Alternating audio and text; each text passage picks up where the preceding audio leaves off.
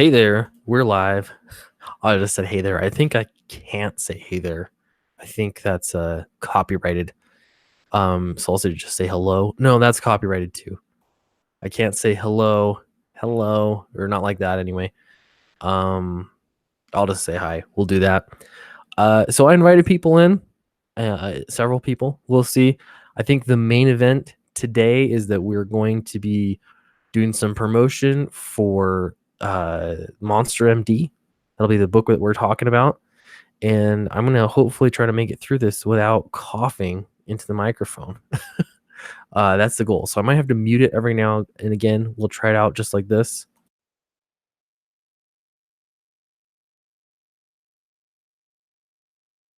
And just like a professional, I'm right back. No, that was probably terrible. I could probably just turn off the video. That might be better. Hey everybody, welcome. We got Eric Weathers in the house. He's the first. Hello. Hey there. Hey there. How's it going, Eric? I'm nervous. I'm very nervous. You're nervous? Why? Very nervous. Because I'm on here with you. No. Because I have a campaign launching on Thursday, and I don't have everything nailed down yet, and it's kind of freaking me out a little bit, man.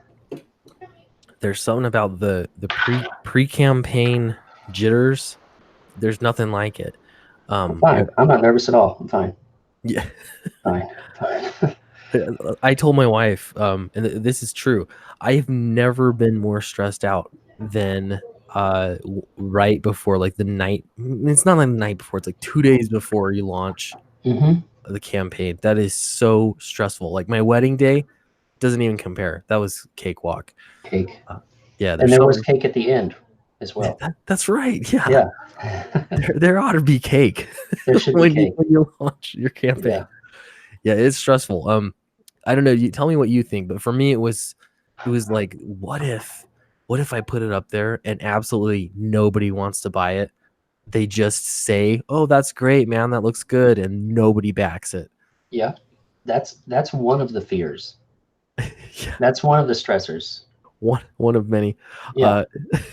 The other thing there's also the what if I just barely reach my goal? Yeah. As good as that is, yeah, that's not a good one either. No. No.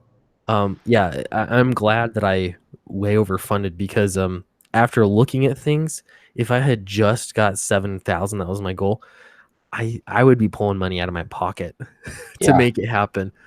Because there's all these things you try to anticipate the best you can, but yeah. Right now I'm trying to flesh out perks, and I can't decide if I can. It's like, okay, if I do prints, do I throw them in now as incentive right away? Do I have them as stretch goals to unlock? Both in some sense. I know. Do I have too many? Luckily, I have original art, and people like original art. I got a lot of pages. That's good. But I also got. I'm trying to nail it down, and it's very elusive. I'll tell you my opinion. Though I think a lot of people disagree with me. And then I'm going to look at the chat here. But I think the best campaigns are if you can go back it on day one and not have to go back and cancel it like later down the road because you saw something else great on the campaign that just got added to it. That makes you want to cancel and reback. I don't think that's good. I think it's best to just day one have all of the best stuff there. Adding stretch goals is nice, but nothing that would make you cancel. You're not the only one who said that. So, duly noted. Yeah. No, and I get it. A lot of other people have done, all sorts of different things. I don't know. Yeah. Everybody. Sometimes you might have to because you didn't anticipate. Yep. One thing or the other, but you don't know until you're there. Yeah. Well, this time next week, no matter what happens, this time next week, you're going to feel a lot better about everything. Yeah. Thursday's the big day. Awesome. So that's great. Unless I, get gun shy and push it, but I don't think that's going to happen. I am ready to get it going. I'm ready to. Yeah. No, yeah. You know, Do it. I'm down for that. Yeah. I'm actually planning a stream on Thursday night, so if you want to come on, we'll Sure. promote it day one. That'd be great. Yeah, day one. Let's do it. Yeah. All right, let me look at chat here. I know we got a few more people coming in, but I'm gonna say hi to everybody. Let's say we have Baptist 702 says Sweetcast, don't tell me people are accusing you of racism. Not me. Image Comics. Actually, we're gonna talk about that. Let's see, we have obligatory hello towards Sweetcast. Fuzzy Pickles, hello. Right back at you. Angela Lee says hello. Hello, Angela. Sup from Studio Dragon Gaming, Death and Taxes and SJWs, EVS, addicted to pie, Sweetcast, addicted to cakes. If it's good, cake is the only. It's one of those things where the word moist is appropriate. Everybody has a problem with moist, but when it comes to cake, I like it moist. Yeah. Much better than dry. Yeah. You can still stop saying that word. Yeah, I don't understand why everyone hates that word. Okay, Eric, let me show you something.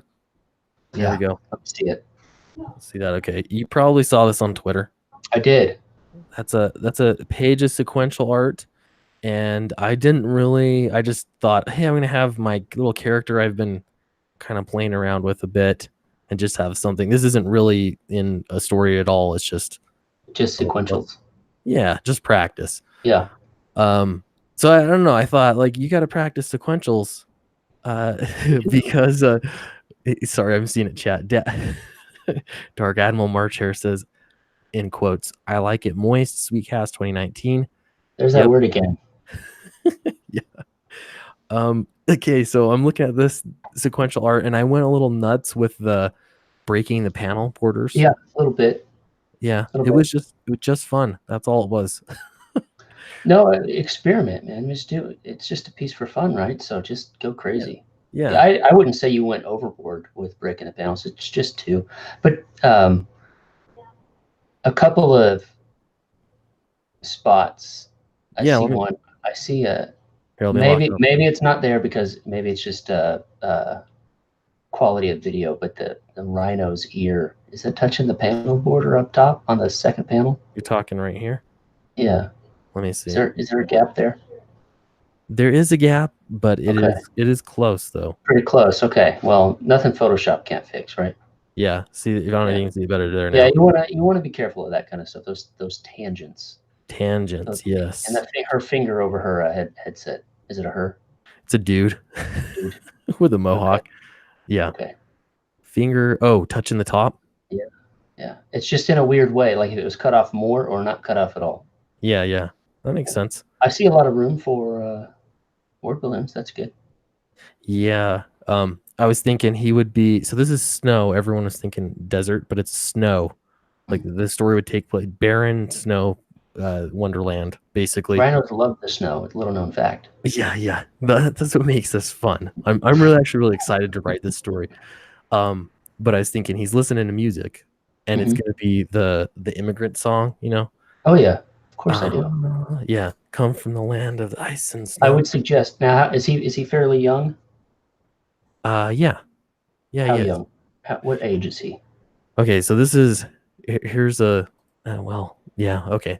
So he's actually in a coma. This is I mentioned this before. I don't know if you were on the stream. This is a kid that has been in a coma since he was like 12 years old, and now he's, I don't know, we'll say like 15 or 16. We'll say 16. Okay. So this is where you go when you're in a coma. Oh, okay. So he basically can imagine, and it's a blank slate. And anyway, there's a whole bunch to it. I'm really excited to. So does he know? Does he know he's in a coma? Yeah, he's kind of come to terms with it. Does he know how long he's been in the coma? Does he know? Does he think he's 16 or does he think he's 12? So it's a little blurry, and that's something like you have to work through. So it'd be like when you first get there, you don't really know what's going on. I kind of pictured as, you know, when you get put into, I had my appendix out, you know, and I got put under anesthesia, and it was a really weird experience, especially waking up, because you didn't really have your bearings. And so it'd be kind of like that. So it'd be basically learning, and he's got a mentor there. That's kind of why he's dressed like a monk. Like this is not the actual title, but he's like a coma monk. I think that should be the title. it could be coma monk. But yeah, he's learning how to cope with it, and like what to do. So you'd be like fighting monsters, and yeah, we have a lot of cool ideas for it. So thought I would like it. Yeah, we'll try it out a little bit. So yeah, so man, I'm still surprised Von Klaus is not here yet. He's a busy man. He's running a campaign, doing big stuff, living life. Yeah. But where else to be selling your book then? Sweetcast. I understand. That's why I'm here. Yeah, there we go. You'll be here on Thursday. That's the only reason I'm here, really. That and the moisture. There it is again. Yeah. That and the cake. I'm actually here for the snickerdoodle. Snickerdoodle. All right. I'm a snickerdoodle fan. It's people say cake and pie. The real answer is snickerdoodle. Those are good. I think no-bake cookies actually are my personal favorite. It's the only cookie I can make, actually. So you don't know how to bake? No. Yeah. Yeah, not my thing. My wife's pretty good at it, but I'm not. Yeah. My wife can bake, but she also makes a mean no-bake. So yeah. They're good. And banana bread. Ooh boy. Yeah. Now I'm getting hungry. Yeah. For sweets. Moist banana bread. Yeah, baked goods. Yeah. Mm-hmm. All right. Here's the news story. Let me share my screen. Well, I better lock on me. Share the screen. Share. There we go. And we're gonna try to survive this. This is bleeding cool. And yeah, we'll do our best. So this is interesting. And Eric, out of respect, I don't want to get too controversial, but this is just in the news, so we're just going to talk about it, and we'll see what happens. But go for it. Let's break it down. Yeah, so I did not know this was a thing, but apparently Image Comics was accused of being racist in 2019. Say it ain't so. In 2019, yeah. So there was some like interesting back and forth here. And specifically, I mean, like, spoiler alert, Eric Larson talked about it apparently on Twitter. I didn't know anything about this. But for those of you that don't know Eric Larson, he has been pretty outspoken on several occasions against several people. One of them, the most confusing thing to me, was that he was making fun of John Malin's artwork on Jawbreakers. Specifically, one panel. We're talking the one with the hand where, you know what I'm talking about? Oh yeah, I know what you're talking about. Yeah. That, and then the sequence with the eyeball. That's the best sequence in the book. Yeah. That's the sequence with the splort sound effect that was the sound effect heard around the world. That's right. Yeah. that splort puts you into lettering for the rest of your life, probably. It's every message, every email, every DM I get saying, "Hey, can you letter? You're the guy that lettered the splort sound effect, right? I want you on my book."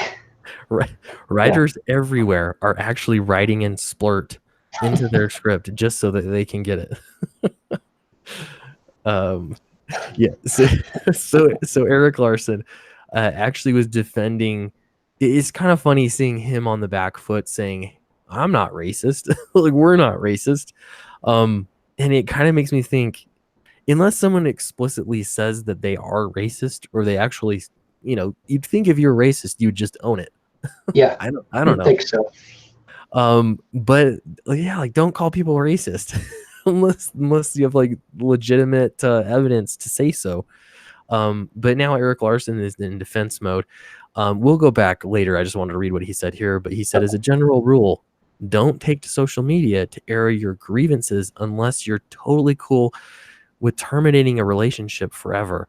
If you have no hope of repairing things that you want everybody else to know you're a ticking time bomb ready to go off, go for it. That's actually good advice. I agree. Yeah, if you don't want to, start a fire on social media, then, don't start a fire on social media. Right. Don't play with matches. Yeah. Tweeting when you're upset, mad, or frustrated or whatever is usually not a good idea. I agree. Yeah, Especially and the so president. It's kind of funny. yeah, he does some good ones. Yeah. That recent one today about the mayor of London, was it? Did you hear about that? Yeah. Stone cold loser. The Stone Cold Loser. Yeah. I Uh, just put on some Queen and yeah, called it a day. That was it for the rest of it. I was done. That was it. that's right. Yeah, that's pretty awesome. All right, so we'll get to this. I haven't. Do you know the Luna Brothers? I've never. I don't Are know they if the you guys that did the How to pop Draw Everything book series? that. I don't know. I'm gonna pop out chat here and see. I'm sure somebody here knows Oh more no, than that I. wouldn't have been. That was a comic. That was a Yeah. Danny Agent 87 says actual racists are pretty proud of it for e.g. prison game, e.g. prison games. Yeah. I usually think like even Nazis, self-proclaimed Nazis, are pretty happy to be Nazis. Oh, we have a super chat. I'm gonna stop here. do it. Star CASP Network for $10. Thank you so much. Really appreciate that. It says, hello, fellows. As you know, I'm a small content creator and have been covering Indiegogo campaigns. Check out the videos and these great works. Any support goes a long way. Yeah, do check out Star CASP Network. Yeah. I know if I had some really great interactions with him, and yeah, it's been nice. So yeah, check him out. Um, let's see. We love the Luna Brothers. Ultra is one of our favorite series. It was made into a short-lived TV show that failed. That was Heroinberg. Hmm. Okay, well, the Luna Brothers apparently, well, not Luna, one half of the Luna Brothers. The Luna brother, so to Luna, speak. yeah, a Luna brother. So we might as well not rope in the other brother. Yeah. Basically accused Image Comics of racism because Image Comics had agreed to publish a book, and then they Okay. changed their mind and decided to not publish the book. They Okay. were reluctant, apparently.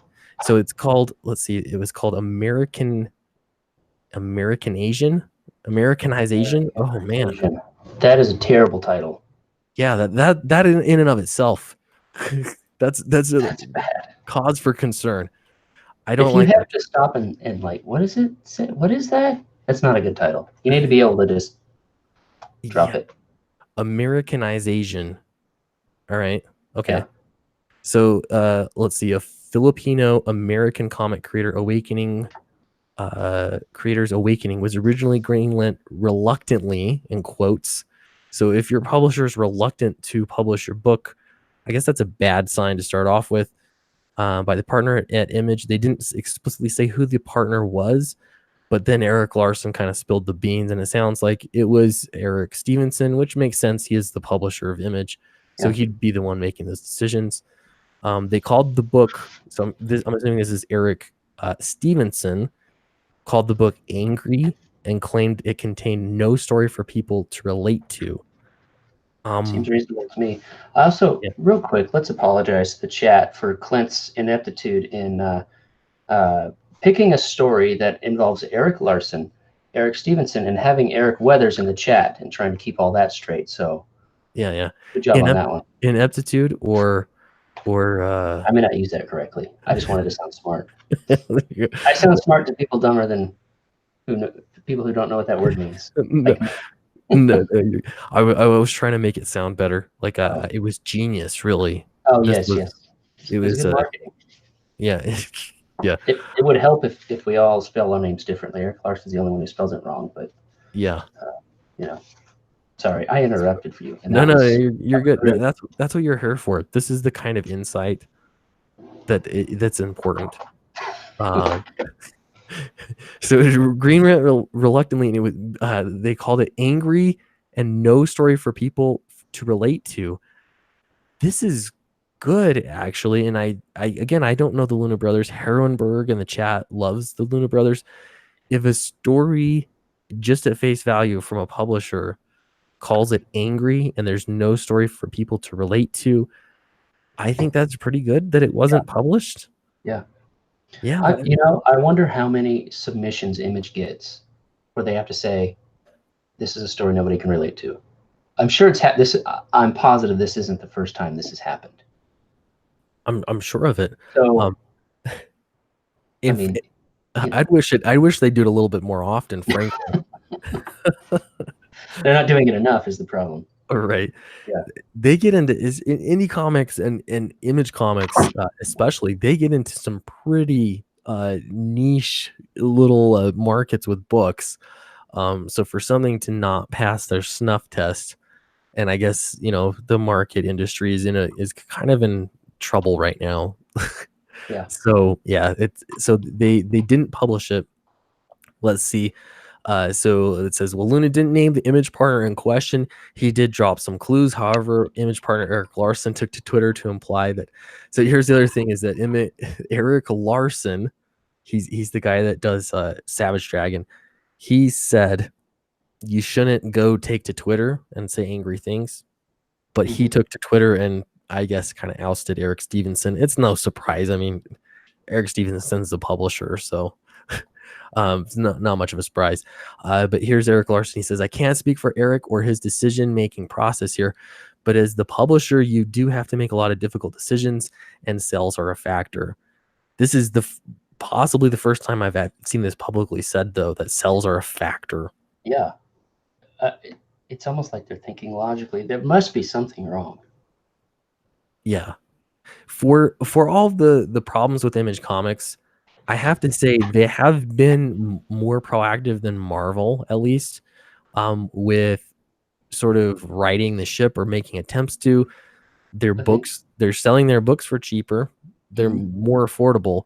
That right there is good. And then this is actually good. And again, I haven't seen a submission. I don't know anything else about surrounding it, but yeah, they've made some attempts to make it through the industry, like DC has too, by sort of reining in their titles. So that's good. When they do something good, I think they deserve to be commended, even though Eric Larson can kind of be really nasty. Not kind of.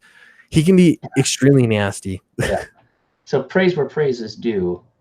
Yes. And these guys are saying that because they won't publish Americanization, that's worse than moist. Because they won't publish that book, that one of the brothers says that means Image Comics is racist. Yeah. Racist against they're Filipino.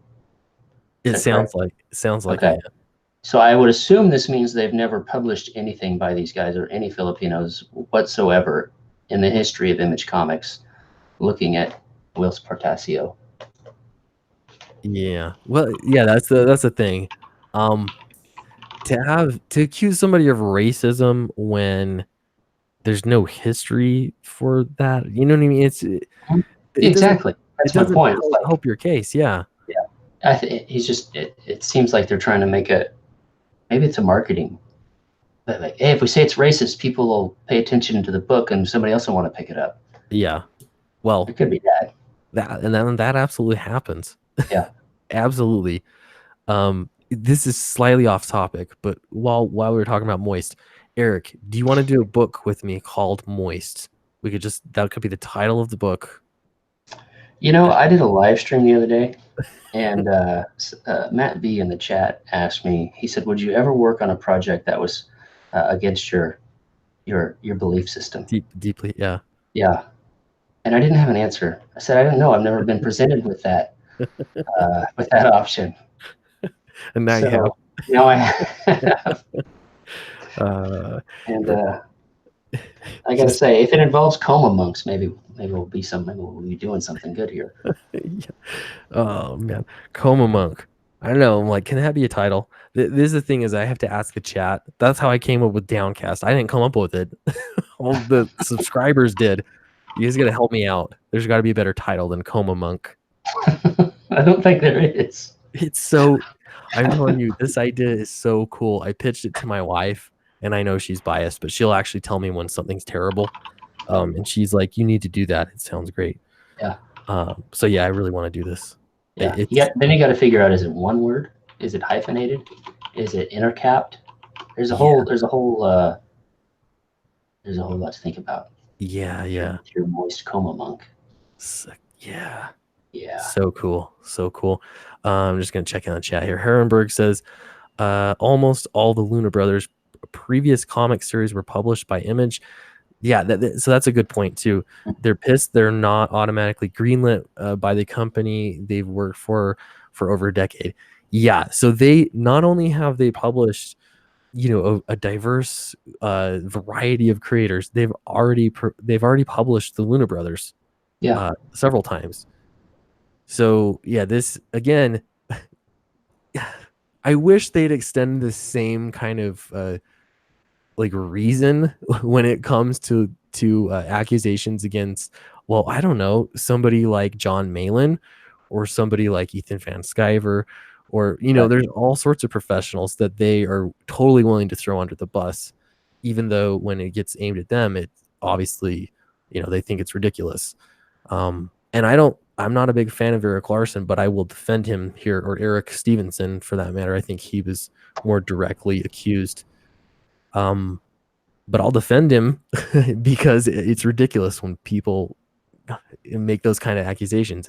It doesn't help anybody. No, it doesn't. But isn't that what we've been fighting this whole time? Yeah, exactly. It's So true.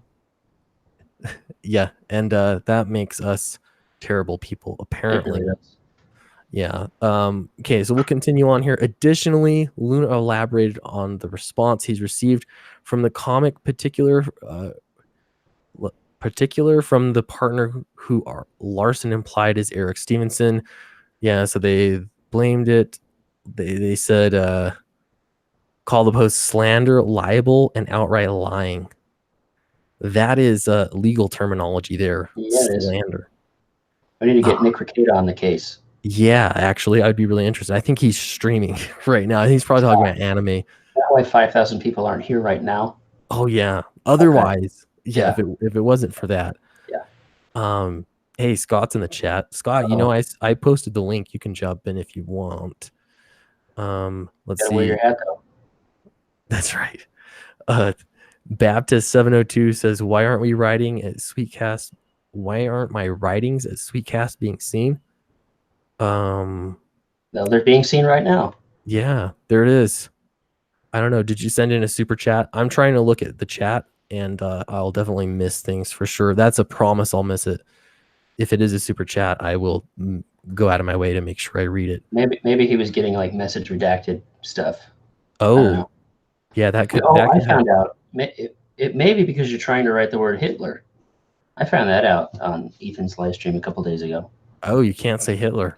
Can't say Hitler in a super chat. So I was Yeah. trying to like do a little plug for Flying Fortress, and I say B-17 crew top mission to bomb Hitler's and blah blah blah. And I'm trying to word it so it fits in the 5 syllables, and you can't like fake a .com. You have to be really coy with how you word Oh things. yeah. You can't even write the words dot space com, and you can't like. It was all over the place. I was trying to get around the YouTube super chat censors, and then I took out any allusions to a website, and I just put search it on the upcoming section on Indiegogo. Oh Oh no, I need to yeah. plug in my headset. And then it was still kicking it back, saying this is not going to work. And finally, I was like, maybe it's the word Hitler. So I changed it to Adolf, and then went through. Jeez. Yeah. Yeah. So YouTube does this thing. Oh yeah, Scott says you got room for me. Yeah, it's just the two Yeah. of us right now. Always Come room on for in. Scott. Yeah. Hang on, I'll be right back. You're good. You're good. Yeah. So another thing I found out, speaking of YouTube censorship, in the title of videos, you can't put the word Nazi, otherwise your video will be demonetized. There are certain words, and they really look at the title of your video. And if you have something in the title of the video that is deemed controversial, they don't call it demonetizing anymore. They call it limited monetization. But Oh, that's clever. yeah, it means the same exact thing. Hey, So I I'm had gonna, to write not see, like NOT space SEE in I order. saw that, and I thought you were just being funny, but no, No, that was so I could still get paid. you were avoiding the gulag. I'm gonna test something. I have a pretty good setup that I don't need headphones. I need charging, so I'm gonna try to unplug it and go through my speakers. If you get the echo, uh, help me out. I'll fix it. But Okay. let's If give it a go. there's an echo, everyone say Okay. moist. Why do I feel like we're getting ready to have a boomer moment here? Drum roll, please. It's going. If there's no echo, there's no echo. No echo? Sounds great. Excellent. Nice. Your ears can breathe now. It gets so hot with these things on. Yeah. I know that feeling. Yeah. It gets old real quick. Yeah. What setting are you using to keep the echo from going? I'm running this through OBS, so I have a lot of filters turned on. So it's more than one setting. I have like a heck, I don't even remember what they're called. I'll look them up in a second. I'm plugging in my headphones so it can charge. You can just tweet about it later. Yeah, we'll tweet about it later. Yeah. Tweet about it after we're done talking about coma monks. Clint, it's good to be with you again. It's been a while. Yeah, good to see you. I'm gonna restore my chat here. Stop sharing. There we go. All right. Oh, I don't want to lock it on my face either. There we go. Yeah, we're I don't know. I saw you in chat a little bit. We're talking about Image Comics and racist accusations or accusations of racism. I've heard it both ways. Yeah. You know, Image Comic, just the way they're set up, though. I mean, they're going to have issues that nobody else would ever have, you know, because they don't have employees. They have almost clients. Yeah. I think earlier, Clint, you were saying how they were able to be a little bit more ahead of the times or able to change a lot easier. And I think it's just because they're more nimble in that way, that they don't have the whole big corporation behind them.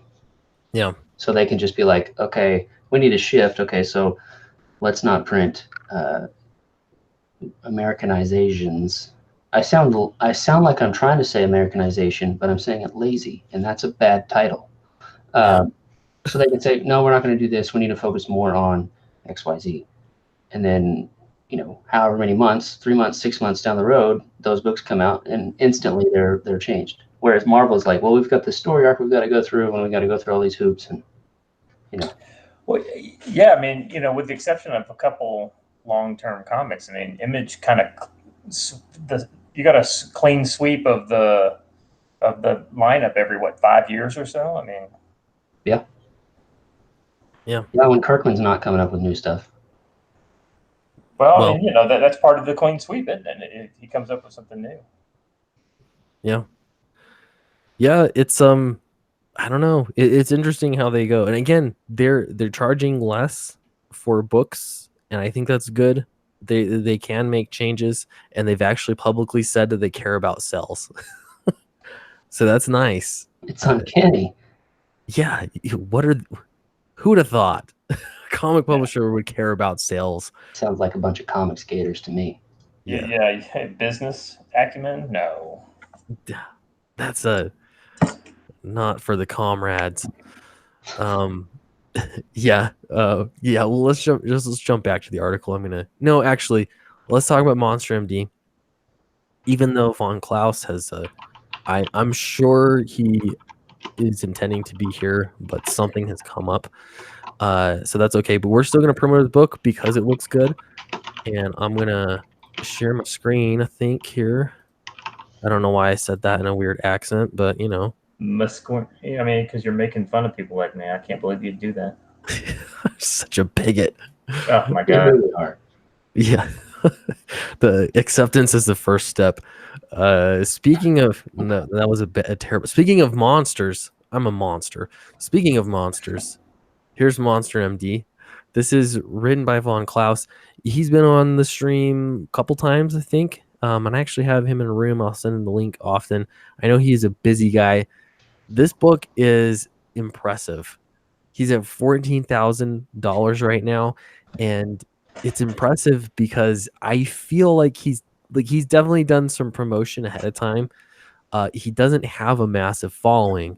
I feel like these numbers are driven by the campaign and the quality of yeah. And I think the concept's good too. It's quirky, but it's you know, it's accessible. He's a salesman.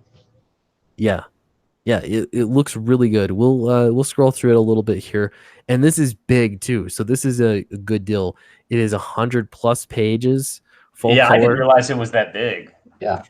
We're so used to all these 48 pagers that when I you mean, see I a could big only one, think of one book that's even bigger than that. I mean, you know, who would go bigger than 100 pages? I don't know who would go flying bigger than 100 flying pages. something. I don't Who know. would go double that? And Something, then some kind of Nazi zombie thing. I don't know. yeah, NOT space CEE Yeah, SEE. I can't spell, by the way. Um, Hitler. yeah, HIDDLER.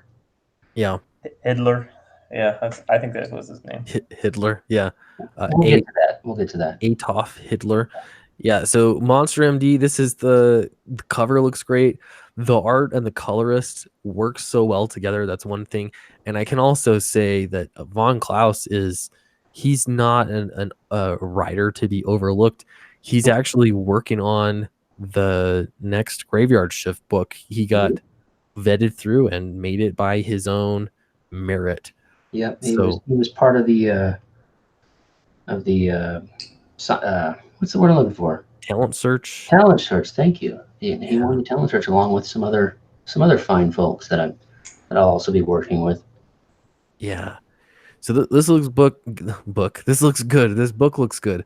Yeah. Signed comic $25, and this is not 48 pages. This is over 100 pages. Yeah, That's a good deal. He said it was kind of inspired by maybe a Pixar movie or something at first, and I know it evolved a little bit. Yeah, when I talk but couldn't you? So I'm having trouble speaking today. So couldn't you see this as an animated film? I mean, doesn't the Yes. style just really kind of, yeah, for sure.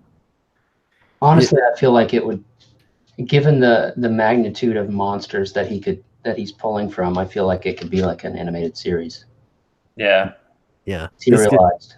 It could be like a better Hotel Transylvania. I don't know. Yeah. I'm trying to think in that like DreamWorks or something. A better Mummy and monster Universal Monsters. Yeah. This is it looks good, and it's intriguing too. I know he's got the I was gonna say Nazi. Man, what's my problem? Nazi. You're trying to get demonetized today, man. I know. He's got the zombie arm connected. I remember that. And I guess that's important to his character, and he's a little nutty. The art looks really good. The story sounds really, really interesting, and it's something that I don't even know what to compare it to directly as far as the story goes, other than it does look like a fun animated film. I don't think it's. I tried to see what age. I always look at this kind of stuff. Who it's suited for. I was hoping he would come on to talk about it. So I'm not. I just don't know. Well, he did say that there is nudity, but she's invisible. So. Oh, that's true, and that's right here. I think where he's smoking a cigarette, and it gets taken away. Closer. Boy, you guys didn't scroll down all the way to see the pinup. Oh, let's scroll down there. Yeah, the pinup is not rated for all ages. No, definitely not. But the funny thing is, it is kind of, because it doesn't show anything. Well, it does. It suggests, you know, it doesn't. There's a little crotch action going on. Little camel toe going on. That's just anatomy. Any doctor would just, you know, poo-poo your negative attitude. Well, and that is a pinup. It's not the book, but man, he's got a ton of pages up here. Actually, these are new pages. I don't remember seeing those. Yeah, I've never seen these before.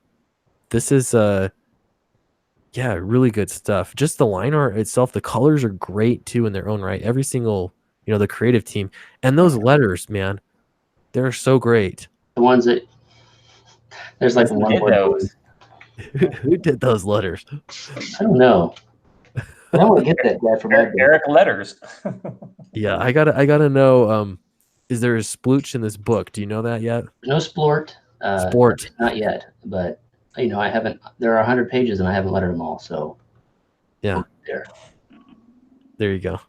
Cool. So yeah, if you haven't backed it, it's in the link in the description below. He's got a lot of options for tiers, And yeah, looks like a good book. Whether Vaughn comes on or not, I still want him to, see he got a nice bump, and he'll know that you guys are amazing and you backed him. Yeah, I'm using his book as his campaign as. I'm looking at a lot of campaigns, but I'm looking at his. I like his and Doom Kickers, Inspiration. not just because it's so close to Door Kickers, but Yeah, that's more reason to not like it, but you still like it. That's good. Yeah. Oh, hold the phone. We have a super chat from Humble Marty. He says, "Oh, here's a creative way to do Hitler. It's H1TL3R." And then he's got a question mark. Yeah. it reminds me of like 2005. Yeah. Hitler. I'll have to try it. That works. Next time I try to super chat Ethan on a live stream that he doesn't read until everybody's already gone. In the chat, Clint Slick Rick says you are obsessed. I'm obsessed. Clint is obsessed. You're obsessed with Von Klaus. I'm obsessed. All right. Well, I've had people say I'm obsessed with clouds before, because I always bring that up in artwork. It's always interesting to me. But yeah, I don't know what I'm obsessed with today. So, but yeah, probably that makes sense. Danny Agent 87. Any thoughts on Tarantino's Zorro Django crossover comic book? Didn't even know it was happening. Don't have an opinion, I guess. It's the first I've heard of it. Well, it depends if Tarantino writes it or not. Or draw. Yeah, I don't know. Yeah. There's all sorts of new stuff coming, it looks like. Yeah, actually, Danny Agent, we were just talking earlier today. There's I don't know if you guys follow Magic the Gathering at all, but they're making a Netflix series based off of it. Yeah, like an anime or something, right? Yeah, yep, some kind of animated thing. So I don't know. Yeah, I saw that. I mean, there's a lot. I always said that there would be it's a fertile world, but unfortunately, they just never really built the lore up, outside of the. Yeah, I mean, they could have had. I know they talked about making movies for years. Never happened. I really enjoy the game, but I don't really follow any of the story at all. By the way, Clint, I wanted to tell you, I liked your video the other day about it.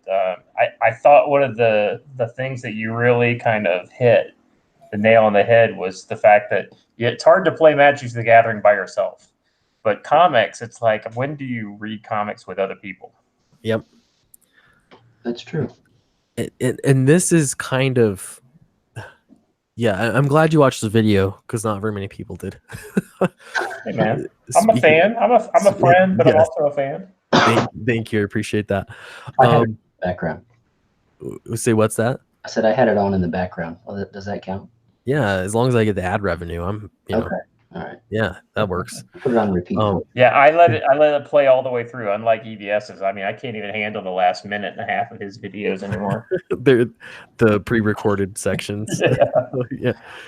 Yeah. I was thinking about this, and it's almost like the regular. Like with gaming and stuff, you want to get better at it. You want to participate, and with comics, historically, it's like you can collect comics, you can read comics.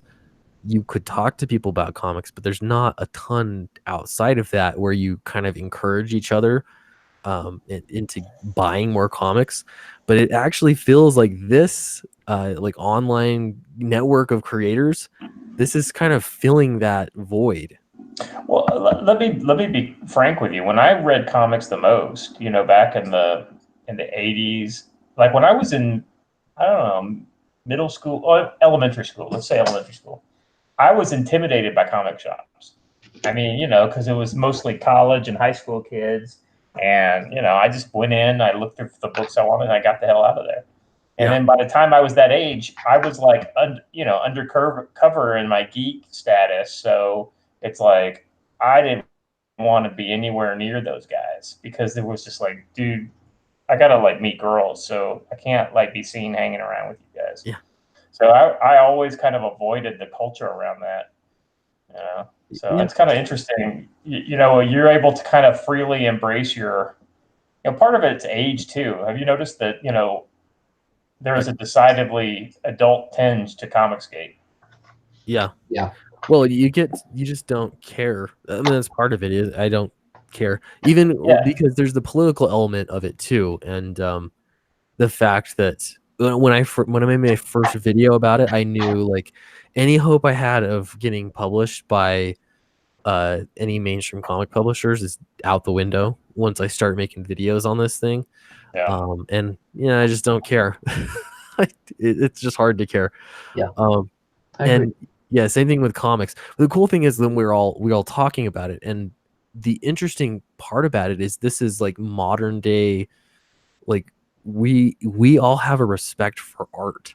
It's really cool to see. Actually, it's a not like a highly respected art in the way that other kinds of art are, or is, I don't know, but yeah, we all have this appreciation for art, which is interesting. It's important to the hobby. I mean, there's auctions that happen all the time. There's, I don't know, creating comics, that's how you participate. Is everybody, most people that read comics have some kind of dream about making their own comic, or getting better at art or whatever that might be. So I don't know, maybe that is the way that you participate in this hobby, other than just buying comics and reading them by yourself in your bedroom. Yeah, well, the community aspect of comics, at least for creators, was conventions, and Mm. that's that's what this is doing for a lot of guys. Like I would go to cons. Like, yeah, I want to sell my books, shake hands, and kiss babies, but really, I just wanted to go see friends that I don't get to see but once or twice a year. And now I have a new friends that I've never met in real life, but it's still doing that thing. And no, we're not reading comics together, but we are making comics together. Yeah. So like I mean, with the exception of when I was trying to get into comic work as far as a writer in the 90s and then as a screenwriter and stuff like that, with the exception of that, I was never attracted to cons. It just like I didn't want to be around those people. It's like that wasn't like in my real world, that just wasn't my type of people. Right. So maybe I'm a snob, whatever. But so in the 90s, guys like me would have completely just phased out and would, especially once you're in your 30s and 40s, but we're in a weird kind of inflection point in our culture where the culture has essentially glommed on to geek culture and made it mainstream. And so it's completely acceptable now, in a way totally unlike 25 years ago, for us to hang out in public, in front of 65 people here, and talk about comics. Whether we're making them or we're just fans of them or we're fans of the movies or whatever. Yeah. And that couldn't happen 25 years ago. Right. It really is. It's new stuff. Especially with crowdfunding, and I don't know, it's just, again, it's a different way to participate. I wish there were more ways to get more people into it. I wish there were more younger people. I like that it's an adult thing. I feel very at home here, especially because I can go in real life. I don't know anybody that reads comics, or like they have, because I've made them. Like, you gotta read this, man. I think you'd like it. Yeah. But it just feels so. I don't want to say lonely. That sounds sad, but it's just a very there's a lot of solitude in comics for me. Well, they're not in the they're not in the. There's the laundry buzzer. They're not in the zeitgeist. They're not in the. You have to go to a comic book shop to buy comic books or buy them online. So not anymore. Joe Sixpack doesn't know how many times. Honestly, have you ever heard somebody say in earnest, "I didn't know they still made these things"? Because I have. I'll be honest with you. I don't deal with. Clint, I can think you and I have a lot in common with this. I don't know anybody in my daily life that is interested in American comic books. No. That's not what I'm getting at. What I'm saying is they don't know they exist. They think the comic books are the characters. Batman is on beach towels and movies and coloring books and everything that you can see at Target and Walmart. That's what they know about comic book characters. Yeah. They may not even realize outside of a USA Today cover, fluff piece about a Batman Catwoman wedding that comic books still even exist. I have actually heard people say in real life, I didn't know they still made comic books. There is a problem there because when we all knew about and learned about comics from, well, one, from our friends, and two, because they were still on the spinner racks at grocery stores and 7-Elevens. That's right. You could see them. It's out of sight, out of mind. And unless you're right. at a nail salon next to the comic book store in the strip mall in the bad part of town, you don't know comic book stores exist. Well, and part of the problem is too, it's people like Scott. I'm gonna blame you. Yeah. I was gonna say me, like me too. But you read comics at home, and I remember how I didn't get into comics till I was an adult, and it was I remember going to the bookstore one time, and I saw someone I knew there, and it was like a Barnes and Noble. And I had like 2 graphic novels that I was purchasing, and they saw, oh, what are you getting? And they looked at it and they're like, oh, you're one of those people. It was the rude, but I felt so self-conscious about it. This was like earlier on when I was just getting into like, what are the best comics? And yeah, now I think like, man, there should be, a cold piece says racist. Yeah, I should like go take a comic to work or something and read it on my lunch break. Like who cares? Other people are on Facebook or whatever. That's lame. Facebook is lame. Yeah. Yeah, but what you should do is like when you get Downcast in, take 25 copies around and just like give it out to people that you only know tangentially. Yeah. Well, funny little anecdote here. So yesterday I was with some family that I don't see very often, in-laws and things, and they knew I liked comics, and I had been trying to make them for years and things like that. And they're like, "Oh, you did a comic campaign, did you? How did that go?" And I was like, "Oh, it was good." They're like, "What did you make? Like, like $9,000 or something?" And I was like, I mean, like, kind of pushing 28,000, and just to see his face, like, what? This is a thing? Well, it's like have you met anybody in your life yet that outside of being on YouTube that it makes their money on YouTube? No. So I just ran into somebody, and I got struck up. It's just one of those kind of random conversations with a person that you'll never meet in your life again. And they're like, "Yeah, I quit my job last year, and now I play video games on YouTube, or I know it's Twitch, and I get, I make money through that." I'm like, "What?" Yeah. I was like, I knew that was a thing. I mean, I've been watching video game, YouTubers since 2010, but I'd never met one in person. Yeah, you're like, people make money doing that or making a living. I don't think he was making awesome money, but he was also like 22, 23 years old, and Eric all he needed. He's a Twitch bot. Yeah. I mean, I don't know. That's part of it is just the YouTube. I mean, a big part of it is YouTube. I'll be honest, but you get people together and there's interesting discussions to be had, and I don't know. That's the social aspect of it. Let's see in the chat. Cap Black Cheesemo says, "I didn't get into comics until I was 17. I'm 19 now." Awesome. We need more people like you. Yeah, I really feel like younger people getting into comics. That's important. So yeah. Slick Rich says it's all Scott's fault. Scott's fault. Yeah, We're gonna post that in the title of this video. It's all Scott's fault. I'd be honored, Clint. Let's shift gears a little bit to do a little.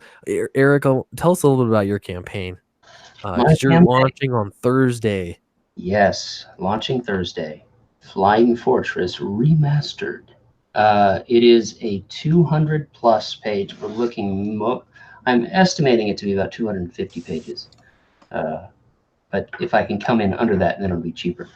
Let me give you a quick rundown of the story. A top B-17 crew goes on a secret mission to bomb Hitler's Eagle's Nest in Germany.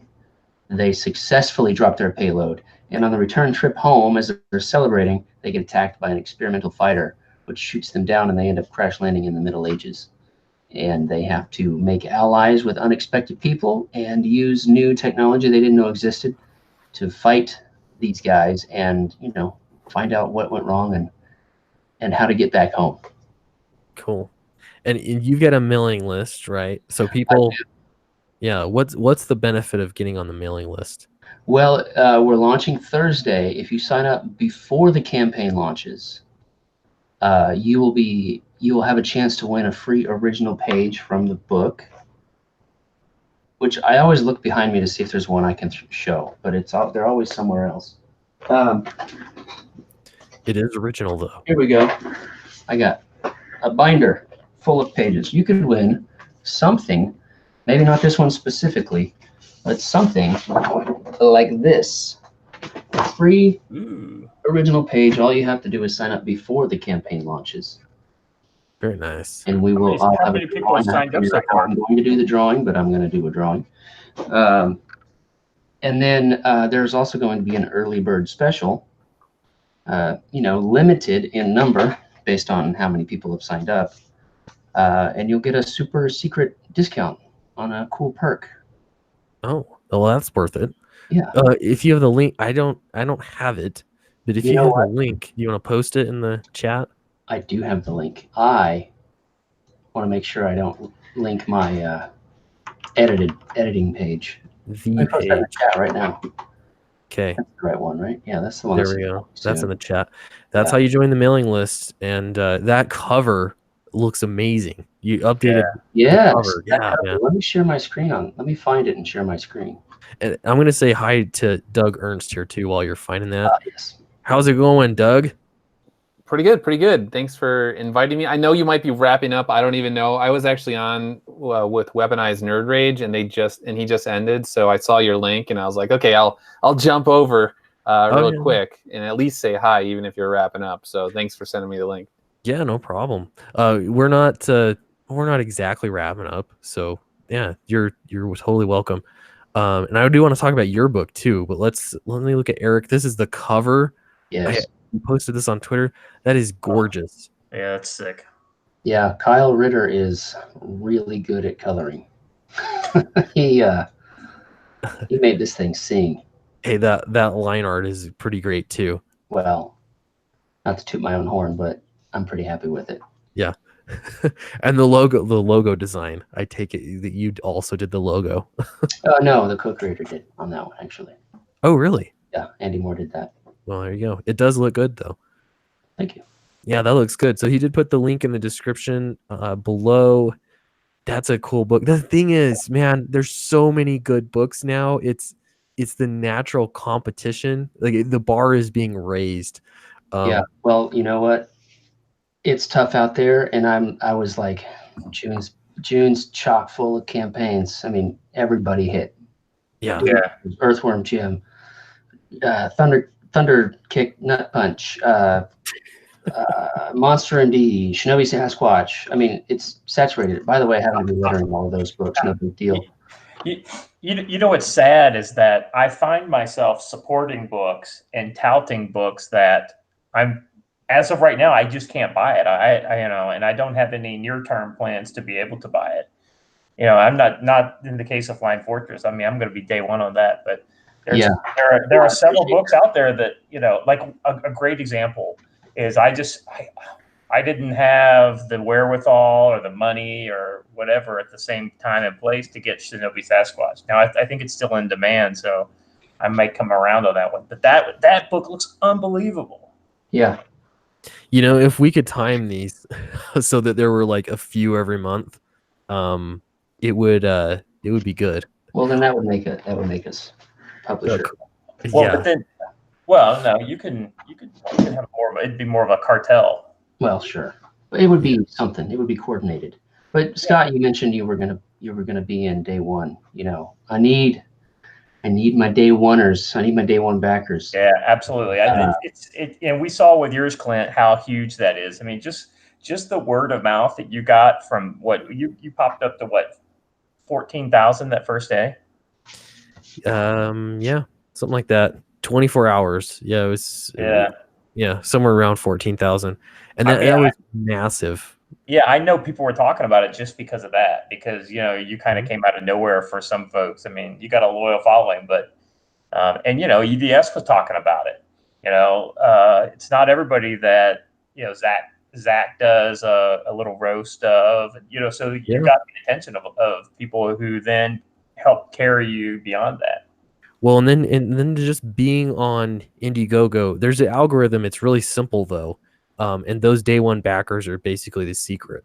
If you have day one backers, you have like backing somebody's book. If you're planning on backing it anyway, and you're just deciding between doing day one or day two or week two, doing day one or day two is really, really important. It really helps the entire project because it gets visibility from just passerbys that are coming on Indiegogo.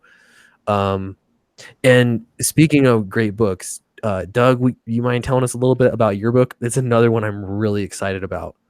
Sure. We'll be launching on June 14th. The book is called Soul Finder Demons Match, and it's about a major order of exorcists that, in order to be recruited into this order, basically you have to have been a combat veteran. So the main character, he's obviously a younger guy, so Iraq, Afghanistan sort of thing.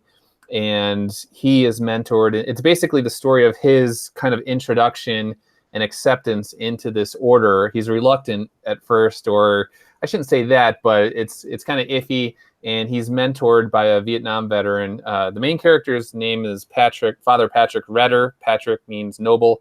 Redder means savior, noble savior. And his mentor is a priest named Father Reginald Reggie Crane. And then they are also aided. They're basically investigating a series of deaths in this town of Steepleton, Maryland. And there's a cop, and his name is Officer Gregory Chua. And long story short, when the cops they feel as though there's a supernatural element to crimes, they started going to Father Redder, and they kind of want him to look into things under the radar because they don't want people knowing that they're investigating supernatural elements. And so that through that, he is introduced to, we'll just say, this cult and demonic things of that nature. And so that's where it all goes off. And the artwork is by Timothy Lim. Colorist is Brett R. Smith. And then, as you can see in my avatar, one of the covers is by Dave Dorman. Yeah, that's awesome. Really cool creative team. And your art looks really good. I have Jennifer H asks if you have any art to show. I know your avatar there is right. The cover. So actually, Bleeding Fool, they put out a piece the other day, and they so if you go on my Twitter feed, some of it's there. The page 1 is on there. There's a Humvee that's exploding, and it's essentially page 1 is there's a woman. It's a flashback, but there's a woman who's asking Father Redder. She says, "Why do bad things happen to good people, Father?" And that's him remembering essentially what ended his military career. So he knows all about bad things happening to good people. And so that image is there. And then the Bleeding Fool piece has one other. The third page, then it fast forwards in time to his office, and you could see him, he's rolling up his sleeve, and you could see his scars from the burns on his arm. And then he also has like a scar on his neck. Basically, the whole left side of his body is covered in scars from the explosion. Well, so I'm on your Twitter right now, and I'm going to show, this is the full cover there that is in your avatar, and this is the Dave Dorman cover, correct? Correct. Yeah, it looks really, really cool. And I like that there's still, I'm just kind of scrolling through your Twitter feed. Here's that other picture here with the Humvee. That is intense. Yeah, the artwork looks so good. Especially, I just dig the explosion and like some of the stuff. I'm sure that's probably Brett R. Smith that did a lot of those kind of effects, I would assume. But yeah, the line art looks really good. That was Timothy Lim that did the art. Yeah, I'm really excited about this book. Yeah. It looks Brett cool. was talking about that the other. We did a live stream the other day, and he was like, "I don't want to do flashbacks with the sepia sort of thing," and so he came up with this sort of the around the edges there. And then he was joking around. He was like, "I was all proud of myself," and then later on, I was thinking, and I was like, "Wait a second, that's from Beastmaster." So I was like, "I don't care. It looks cool to me, man." So I was happy with it. Yeah, so it's kind of the, I don't know what to call it, like the vignette kind of around the edges here that's kind of, I don't know, like blurred, I guess. Correct. Yeah, it looks really cool. There's also like some halftone patterns going on on the Humvee, and I don't know, I just like the kind of the textures going on there. It's a really cool piece. Yeah, there's a lot of really good like military based stories, and that's speaking of they're getting into comics, especially in this network of creators. You get a lot of military veterans that are in this group, and that has kind of been an interesting thing to me. I've noticed, like, so I used to play Warhammer 40K a bit, and there were again a lot of military veterans that played 40K. And for some reason in comics, or at least Comicsgate or Comicsgate adjacent, there are yeah, a lot of veterans, and you can see it in the books too.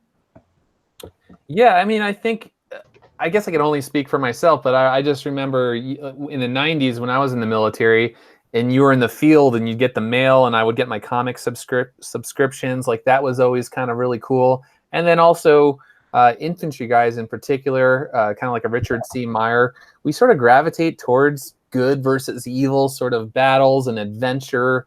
And you get those sort of guys, the type A personalities and the guys that like to seek adventure and all that sort of stuff. And so I don't know. I think it's just a natural fit with military guys and veterans and cops and these types, that the hero's journey, basically. I think it's just a good fit. Hey Douglas, this is Scott. Hey, I don't think we've ever met before, but I mean, you know, as a former infantry guy, Iraq, Afghanistan veteran, I totally agree with you.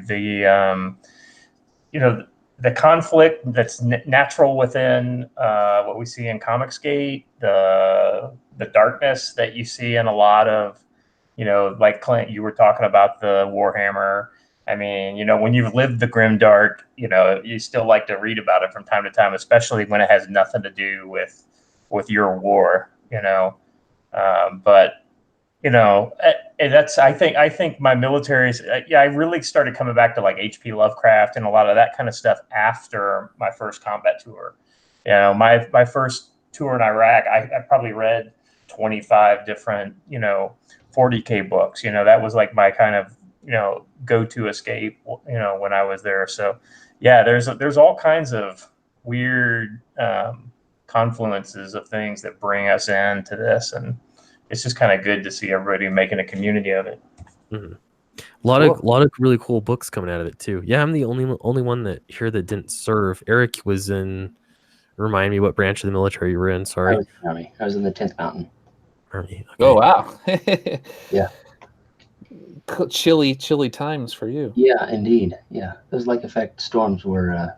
I always want to ask you, what were you thinking? You didn't like volunteer at MEPS. Yeah, I'll go to Fort Drum. No, it was just assigned to me after basic. I mean, it could be worse. You could go to some place like Fort Bliss. Actually, don't ever go there. Yeah, it was everybody in our everyone in basic in my platoon was it was split between Fort Drum and Germany, and I got Fort Drum.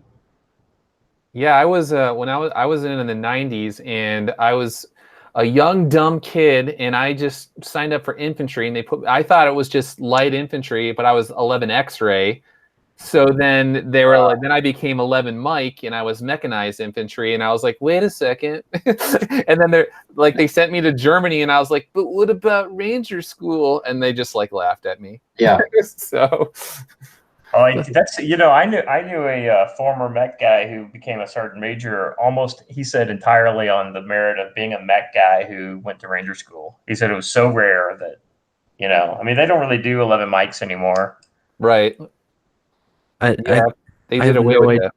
Sorry, I have no idea what any of this means. We might lose Clint. Okay, so Clint, just down and dirty. 11 series is infantry, and then you've got these numerical things for the different jobs. Like, for instance, 11 Bravo is just straight leg infantry. 11 Charlie, that's the mortarmen. They're the infantry. They shoot mortars. 11 Mike was mechanized, so they were the guy who drove the Bradleys, and were the gunners. Did we lose him? Like that. No, I'm here.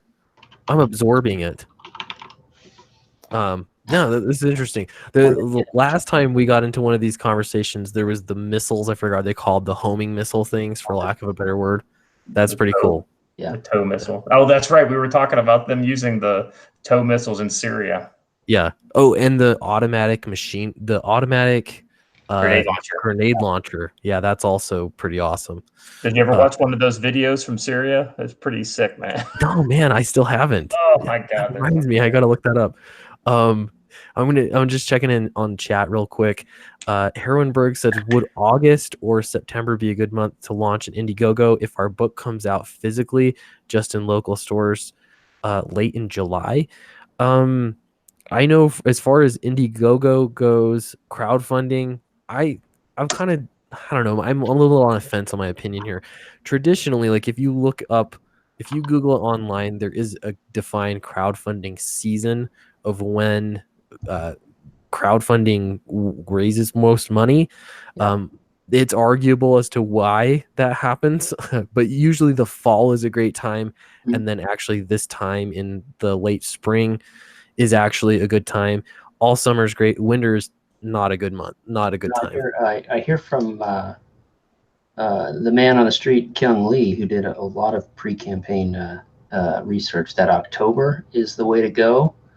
And with the book I have coming out after Flying Fortress, it probably will end up being in October just by fulfillment and all of the stuff I'm going to have to get through for Flying Fortress. So one more thing that I didn't mention with Flying Fortress, 200 pages. You don't have to wait for those to get done. The book is finished. I just have to re-letter it and put it back together.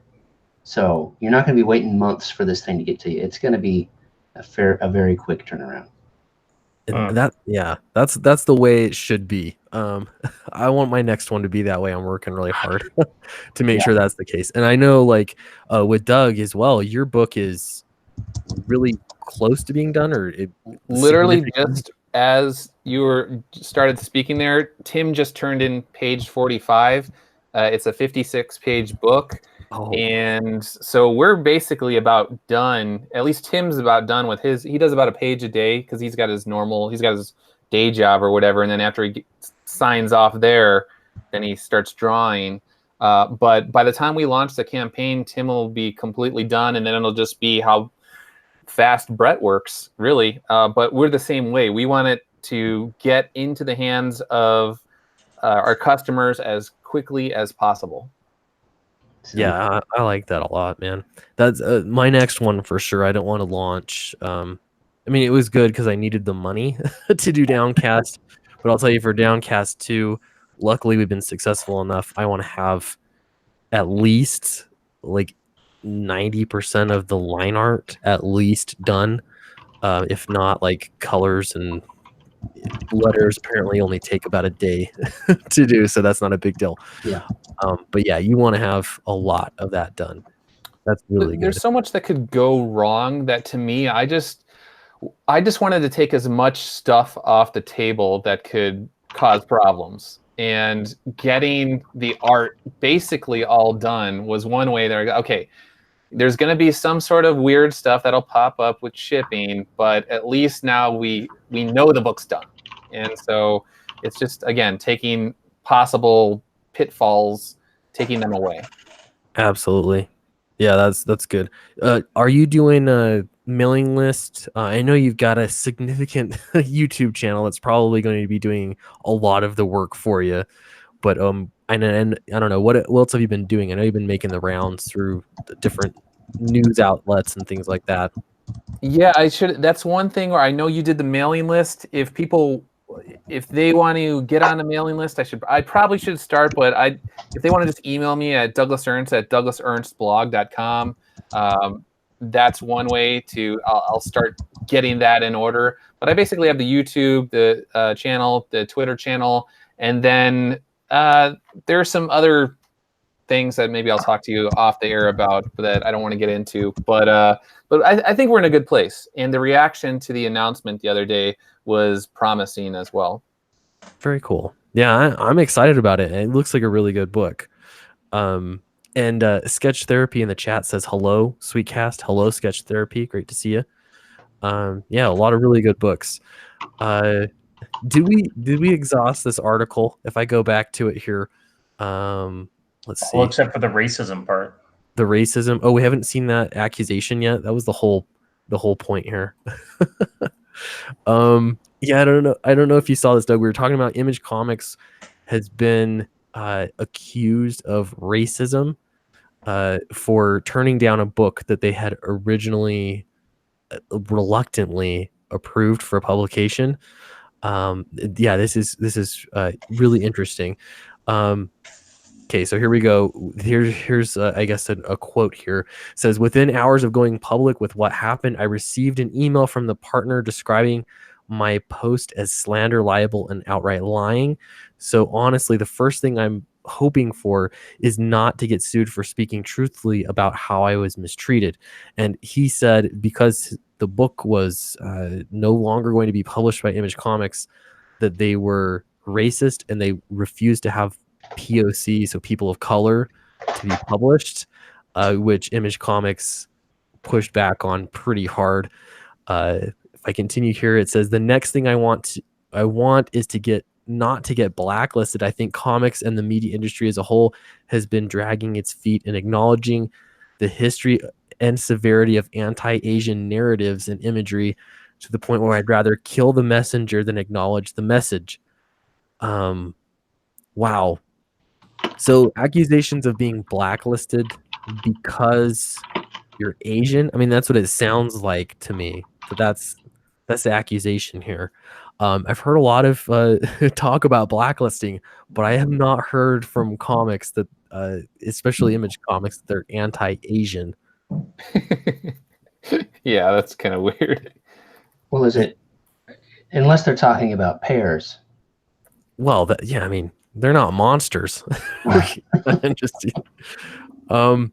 Yeah, this is it's interesting too, because if anybody that's come in new here, Image has already published these guys a couple times. So this is just the one that they said was a bad story or had no story for anyone to relate to. That was, I'm paraphrasing a little bit. That's essentially what they said. And then the title of this book is I'm going to say this wrong. Americanization. So yeah, they also said it was angry. Yeah, so here we go in this next the line here.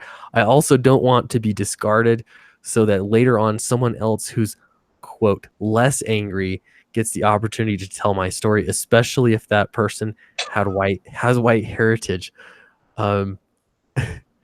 Here's the thing. I've heard people say this so many times, like, I don't want to have my ideas stolen. Like, they don't want to share anything about it. Like, hashtag coma ninja, coma monk. Yeah. They don't want it to get stolen, so they don't say anything about it. They keep it under wraps because they think their idea is that good. I really think it has a lot more to do with how you execute that idea. Ain't that good, bro? What do you guys think? You have an idea? Do you want to steal this Asian American Asian? I can't even say that. Hard pass. Man, I'm telling you, this is a gold mine. Yeah, I'm so at a loss for ideas that I'm just going to take this one. You don't have a whole drawer full of ideas that you want to do. Nope. Over this one. Yeah. Nope, this is the one. Oh man. Yeah, so he can tell his own okay. So I can publish the book so that I can tell my story in my own words. I don't know anybody who would want to tell your story in their words instead. That doesn't make a lot of sense to me.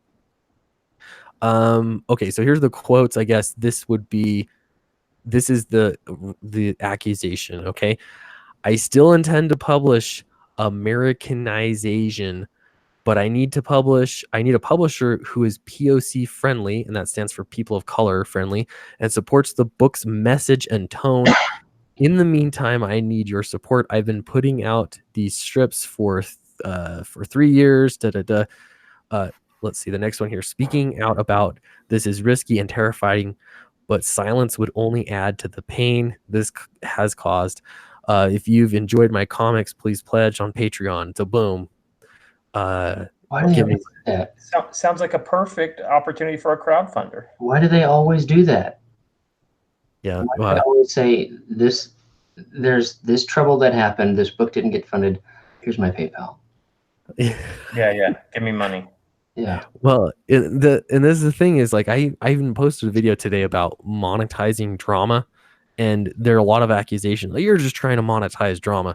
Well, I mean, I guess a little bit. I mean, you got to be entertaining. That's the point. If you have a YouTube channel anyway, there's some drama. I think it can be tasteful and also untasteful, or distasteful. But yeah, this is just straight up. Hey, I'm a victim. Here's my PayPal. Yeah, I'm a victim. I have no shame. Give me money. I would prefer to see a crowdfunder because then it's, hey, I'm publishing my book. You know, if he's been doing it for 3 years, he's got a following, right? I mean, yeah, I would assume so. I mean, presumably, yeah. If his work's any good and the story is awesome, and clearly it's awesome because he's worried about somebody stealing it. Well, I spoke too soon. Did you see in the cover here? Yeah. I don't get it. I have no idea. That's the cover? I thought this was his... Duarte in the middle? The Filipino president?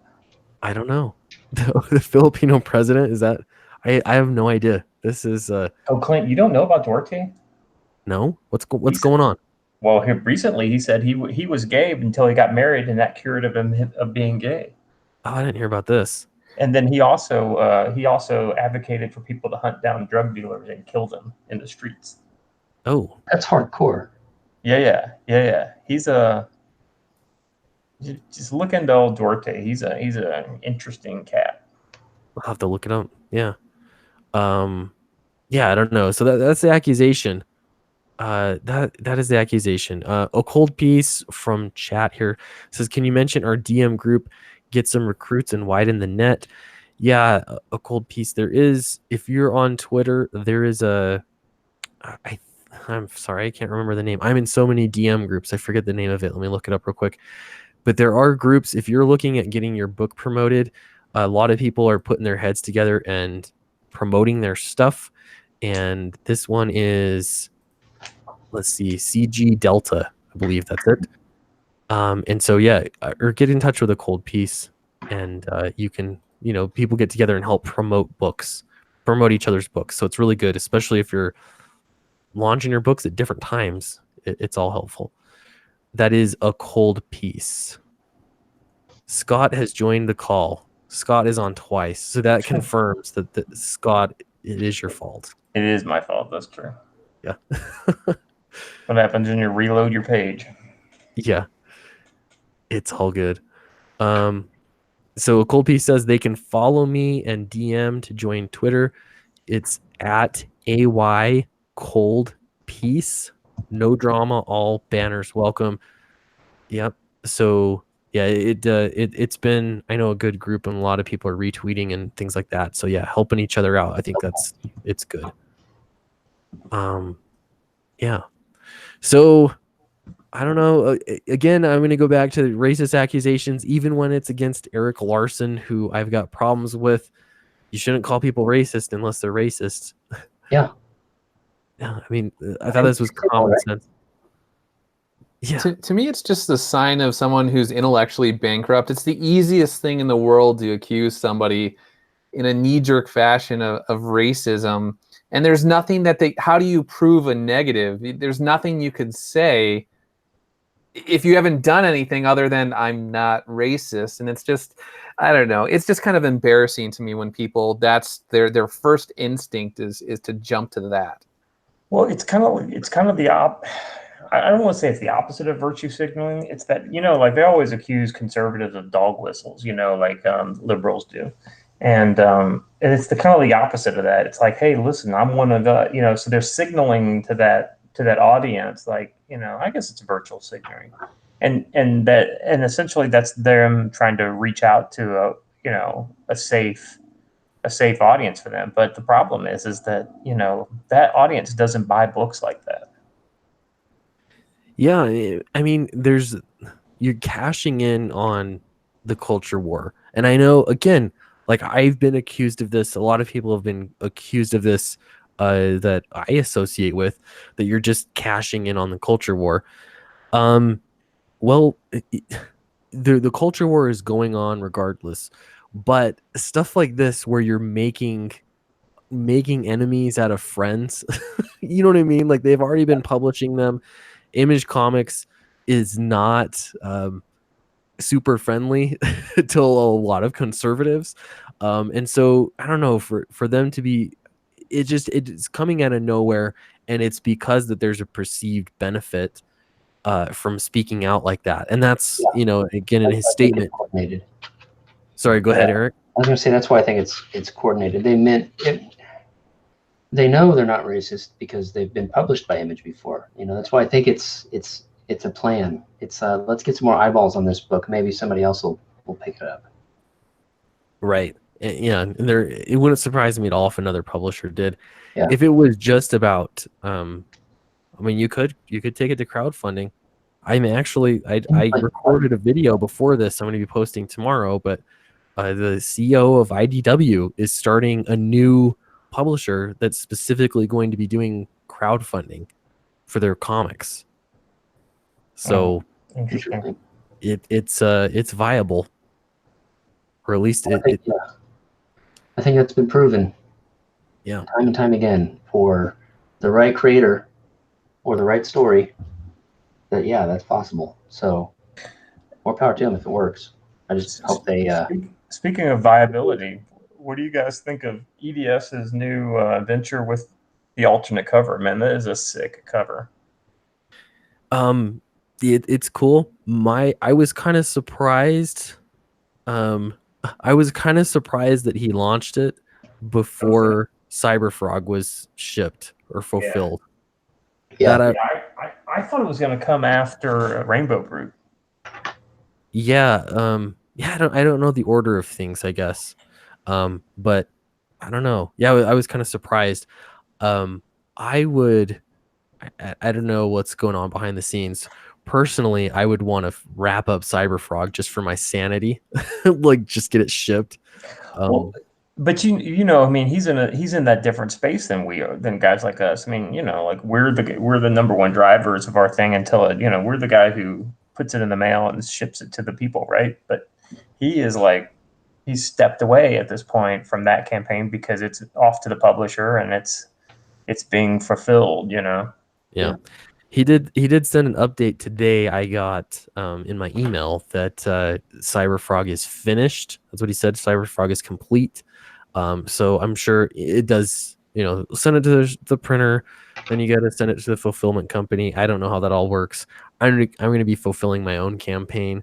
But yeah, I don't know. It's a lot of work all around. It's a lot of work. So I don't know. It's cool though. What I like is seeing that Dynamite is just treating him like just any other artist, at least at face value. I think that's important. The more publishers that just decide they're not going to care what, screeching. Yeah, it's just business, right? They don't care about money. There's politics. They care about money. Yeah. Right. Yeah. And most of this, I really think if Twitter didn't exist, most of this would not be as big of an issue as it is. Twitter it makes it so easy to sound like to a company that the people on your side are bigger than they really are, or definitely louder for sure. Mm-hmm. I don't know. It's nice for networking, but at the same time, I'm like, I wonder, man, it's created a lot of problems. Facebook's kind of like that too, though, in different ways. Facebook's dead. Only grannies use that. Like that. Yeah. Let's break it down. I gotta say too, I keep getting friend requests on Facebook. Please don't send me friend requests. I'm actually considering getting rid of my Facebook altogether because I've got family and pictures of kids and all that kind of stuff, and it's if you want to get in touch with me, get in touch on Twitter or email me. Well, Facebook's weird because somebody sent me a friend request the other day. I barely use it, and like you said, it's like only mine is basically only for family for the most part, or people I really, really know. And then it says in the box, it says, if you respond to this, the person will be able to call you. And then I was like, I don't want that. Like, I just want to tell the guy, thanks for the request, but please reach out to me on Twitter instead or whatever. But so now I'm in this situation where I have to ignore somebody, and then they're probably like, Doug's a jerk or whatever. And I'm like, yeah, that's not true. It's just so pervasive. It's like, we're just going to be in everything on your Facebook. Yeah, your phone, your contacts. It's just like, all right, what are we doing? And it tells people, I didn't know that it told people if you're on Facebook.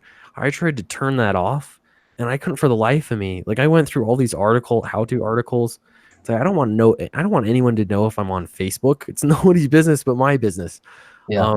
It's weird. So I don't know. I've really been considering actually for quite a while of getting rid of it. And I tell you what, I'm going to put Facebook to the Pepsi challenge when I go into full PR mode for door kickers. I mean, as much as I dislike Facebook in all its forms right now, with the exception of Instagram, I'm going to use it as much as I can. And, I don't know, I got like 400 friends, 300 friends, whatever on there. I'm going to try to sell a door kickers book to every single one of them, whether they're related to me or not. And then if they're not interested in buying one, surely they'll share. Kick them to the curb. Yeah. Yeah, well, that's right. If you do not buy a book, I will be unfollowing you. That's a good idea. I like that. Yeah. Man, my thing with business is if I need, I'm not saying that you do this. If I need friends and family in order to have a successful business, then I have a bad business. So like I have a small business myself outside of this, and with the book, I don't promote it to friends and family. I had like my parents, my wife's parents, and then one of my sister-in-law bought or backed the book, and that was perfectly fine with me. Nobody, my brother that I hang out with all the time doesn't want it, so I was like, oh, that's cool. I don't care. But we have the man of the hour. Oh, he just dropped out. Goodness.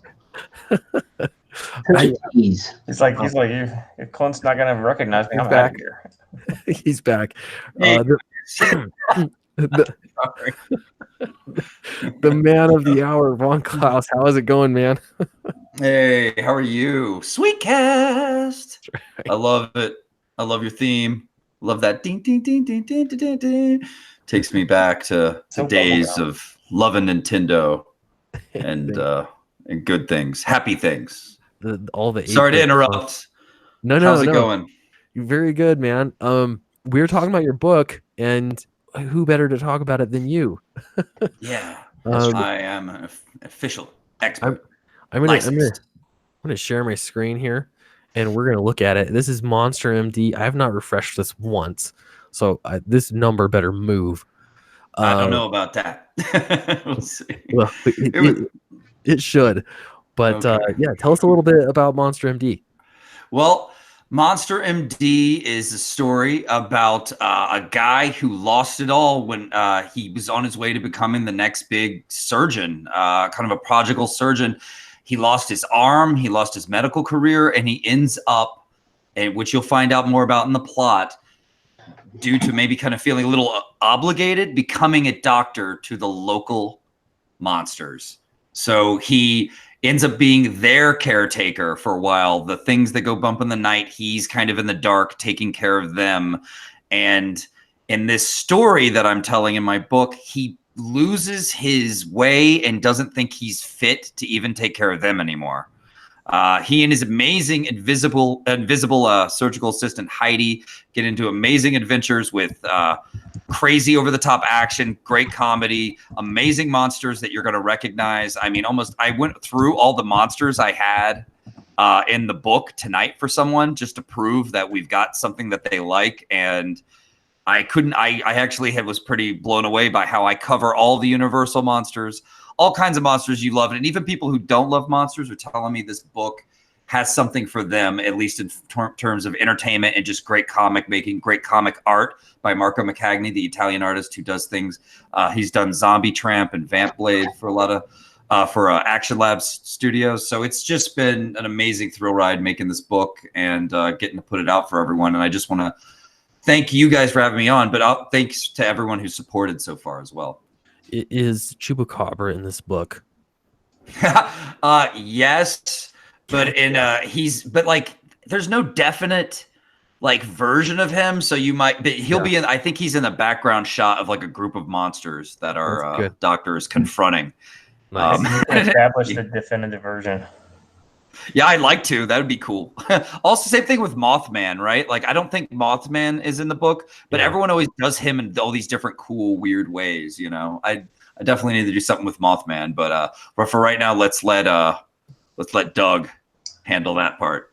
Yeah, is Bigfoot Bill or Shinobi Sasquatch hidden in the book somewhere?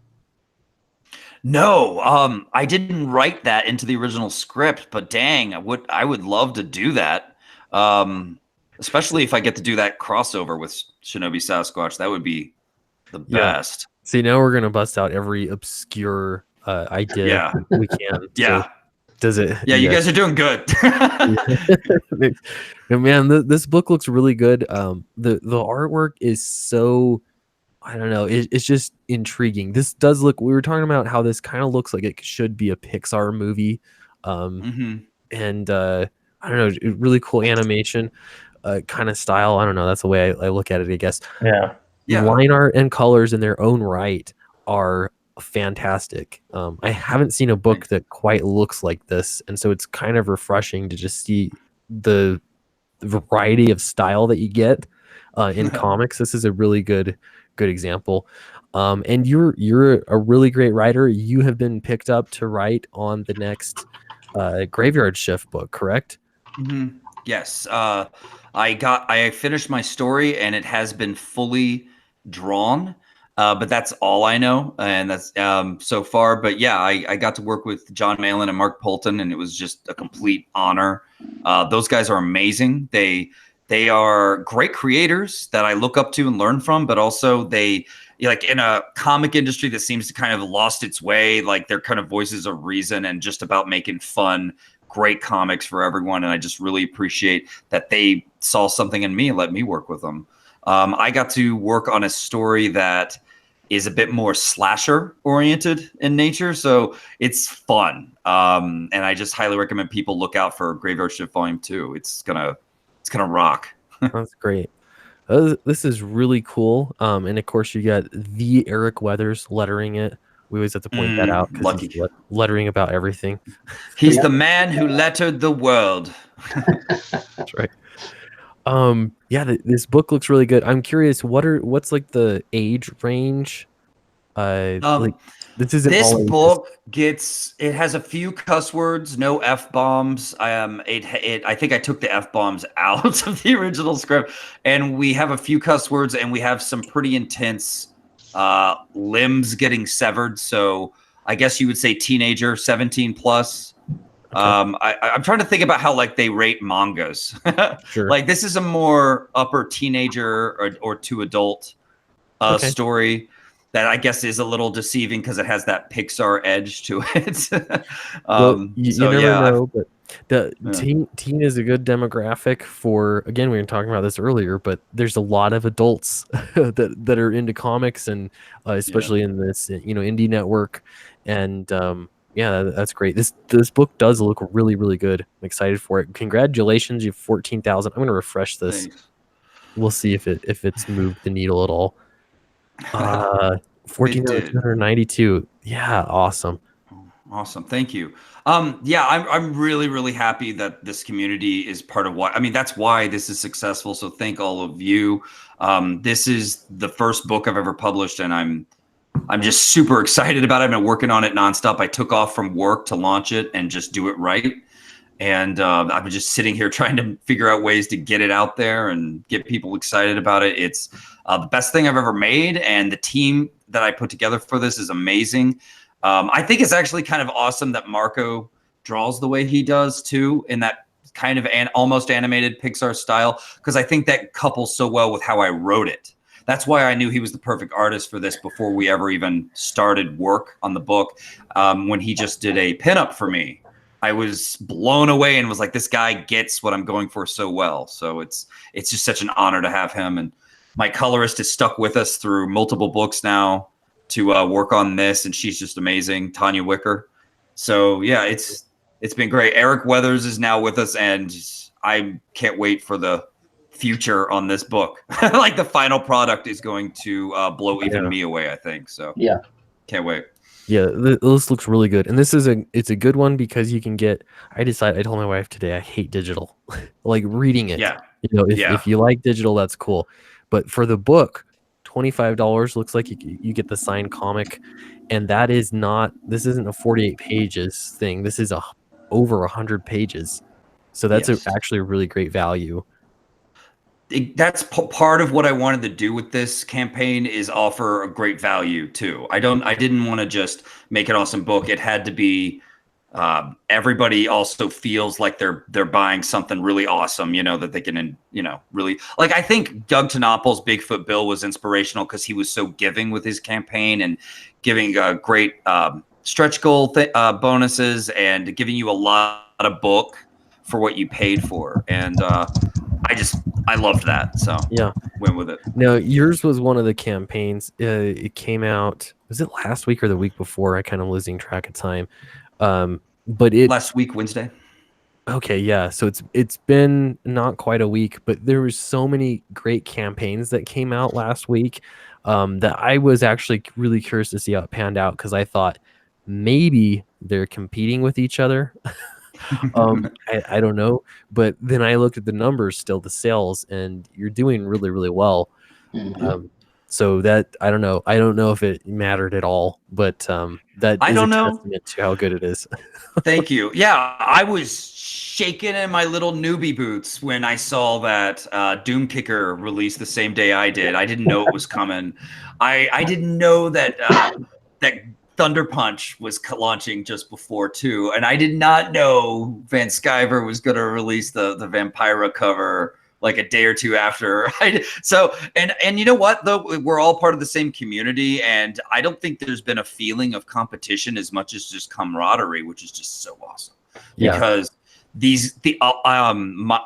Brian and Elliot have both and Doug have all talked about my book, given my book some good signals, talked about it on their streams. I've messaged both of them, and I'm going to be going on with them to stream. So, I mean, it's a team thing, really. Anyone who bought Doom Kicker might end up, by the end of the month, hopefully supporting Monster MD and vice versa. So in the end, I think we're just all going to benefit. Yeah. Yeah, no, they look good, and that's the thing is all three of those books. Like I looked at the Indiegogo just on the trending list, and it's like, man, well, look at what we've done.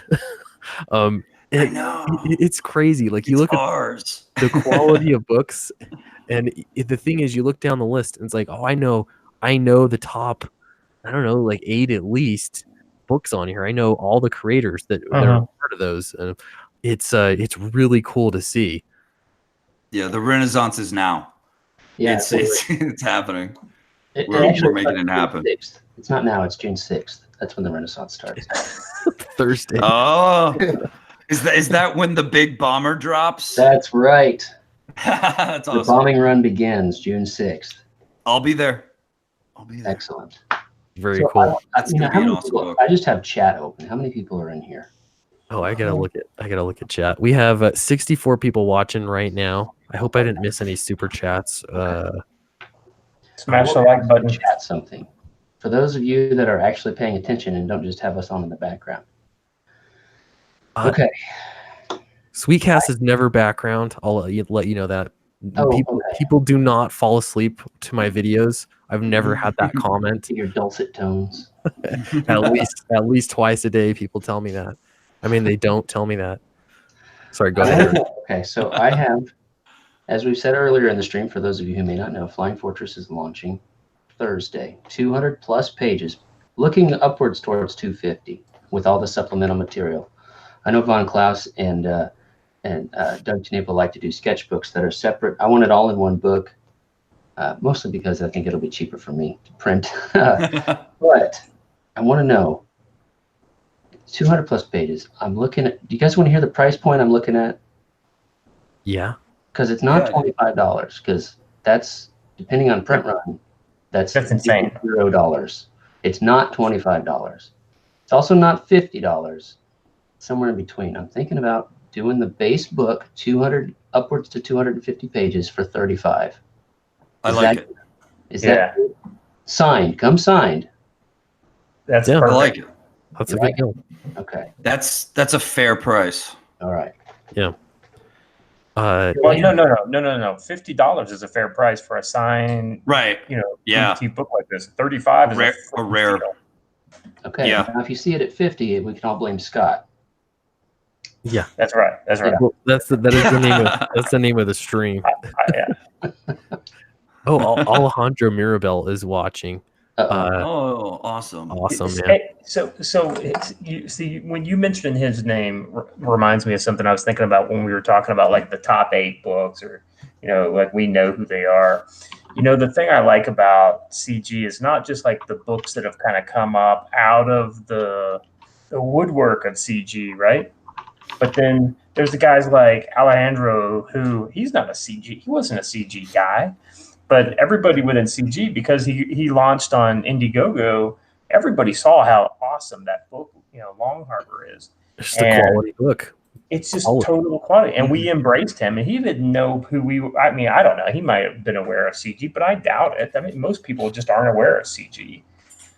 So I just think it's kind of cool how it's begun to grow organically, not through politics and negativity, but through just like it's a good group of folks, and they all have the same ideals, and man, we're just kicking ass.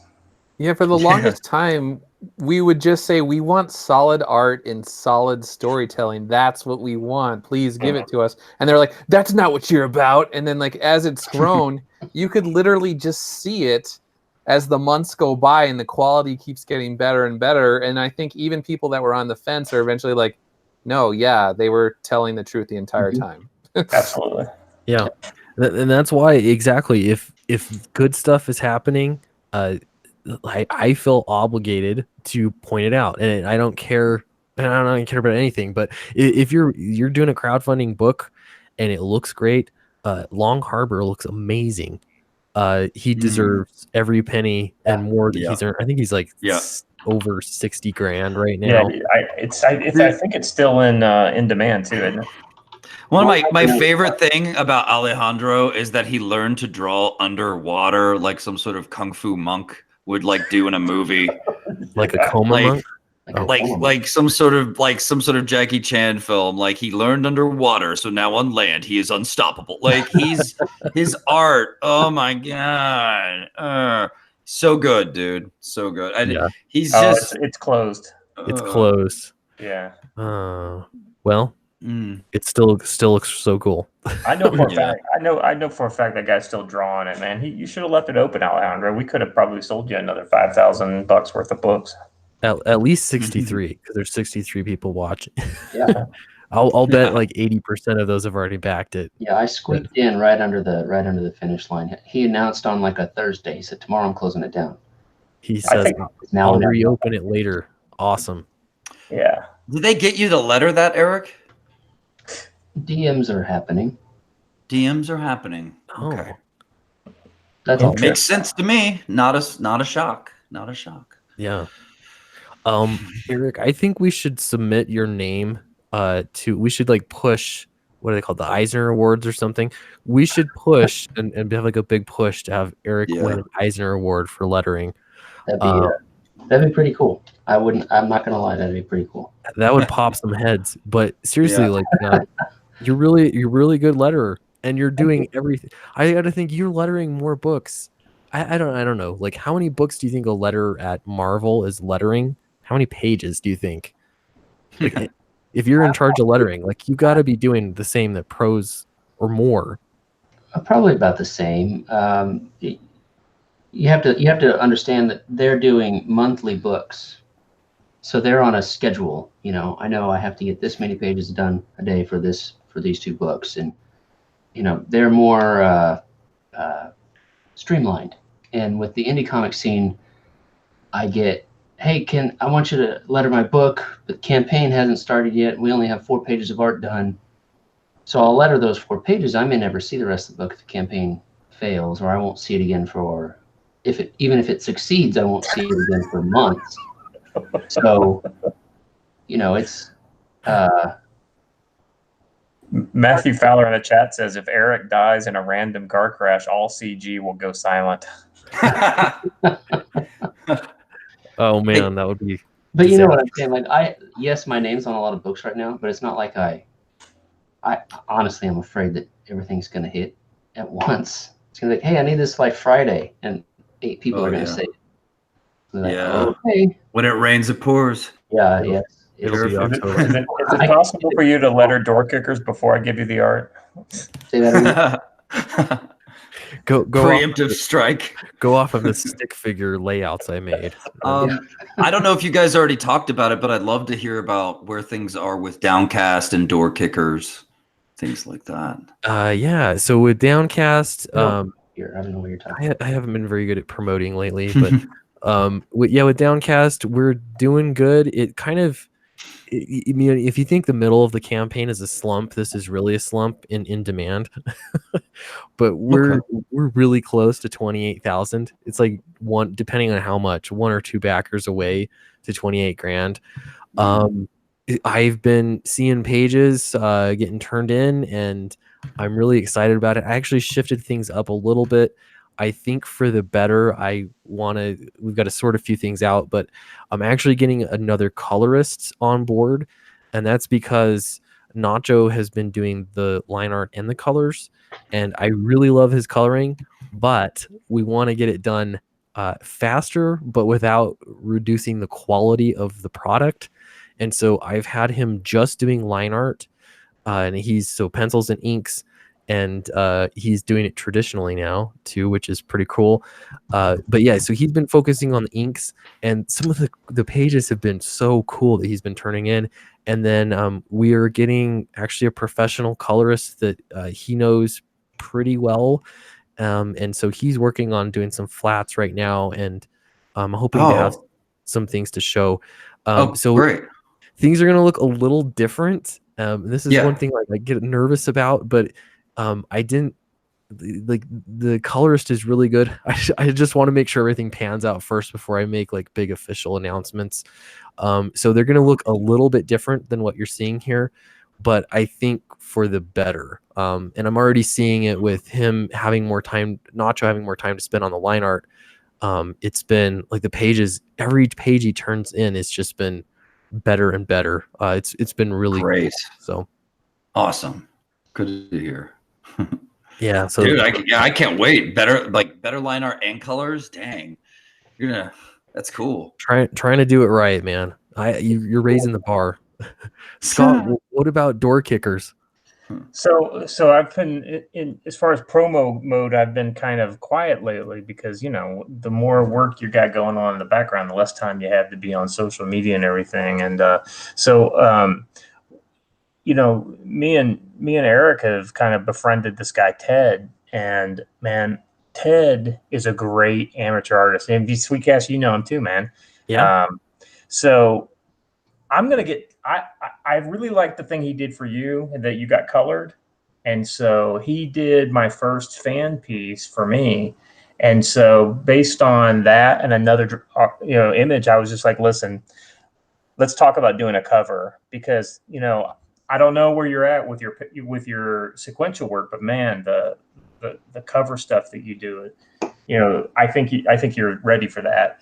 I mean, Eric, that piece that he did for you, I mean, that could have been almost an alternate cover for Flying Fortress, So I just want to share something that he did this is the image that got me turned on to him to really want to have him do a cover. So let me share that with you. So can you guys see this one? Nothing yet. Not yet. Not I've yet. got the screen We locked see on you it. at, And we're talking about Ted last Lehman. Yeah, Ted Lehman. Yes. And oh yeah, sorry. There it goes. So yeah, so I mean, just the detail. Oh, yeah, You know, this is low quality scam, but man, you can really see he understands how the stuff is supposed to work. You know, his environments are good, the detail is good. You know, the sense of action in his shots is good. I mean, and then so we've been working through some stuff, and it's looking awesome. Hey, Clint, you got a piece from him, right? Yeah, that was so it's like that's not a cover, I guess it's a pinup from Downcast, and Anne Graham, who's in chat right now, she's watching, did the colors for it, and it looks fantastic. How are you using it? Are you using a print or? It's not going to be a print. This is one of those things I thought I could do a print, but I don't want to add anything to the campaign that'll make anybody want to switch what they're doing. So I'm actually going to put it in the book. I'm either going to thinking about making it be like a chapter break in the middle of the book. You know, they do that often, or maybe a back cover. I'm kind of working through that as to what might work.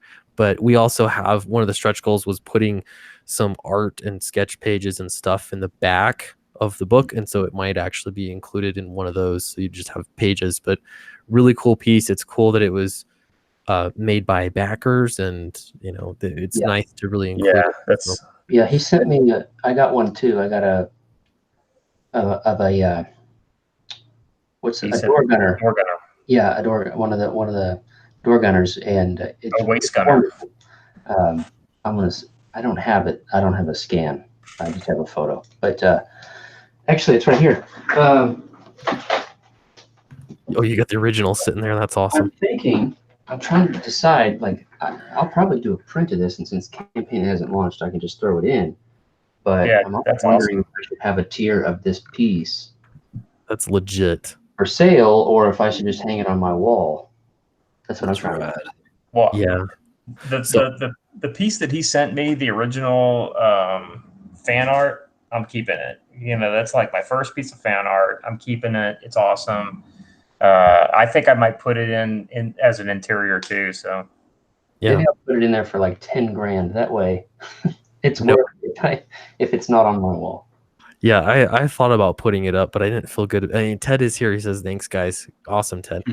Yeah, that's awesome. I thought about putting it up, but I don't know. I didn't feel right about it, so I'm keeping it, and I feel a lot better about that. I talked to him about doing a print, and he was okay with it. So yeah, no, that's great. Ted has been really, really cool about doing fan art. That's been great, and I will say Anagram too with the colors that she did for me. They were really, really great. So yeah, I really appreciate both of you. Great artists. Reach out to her for this one too.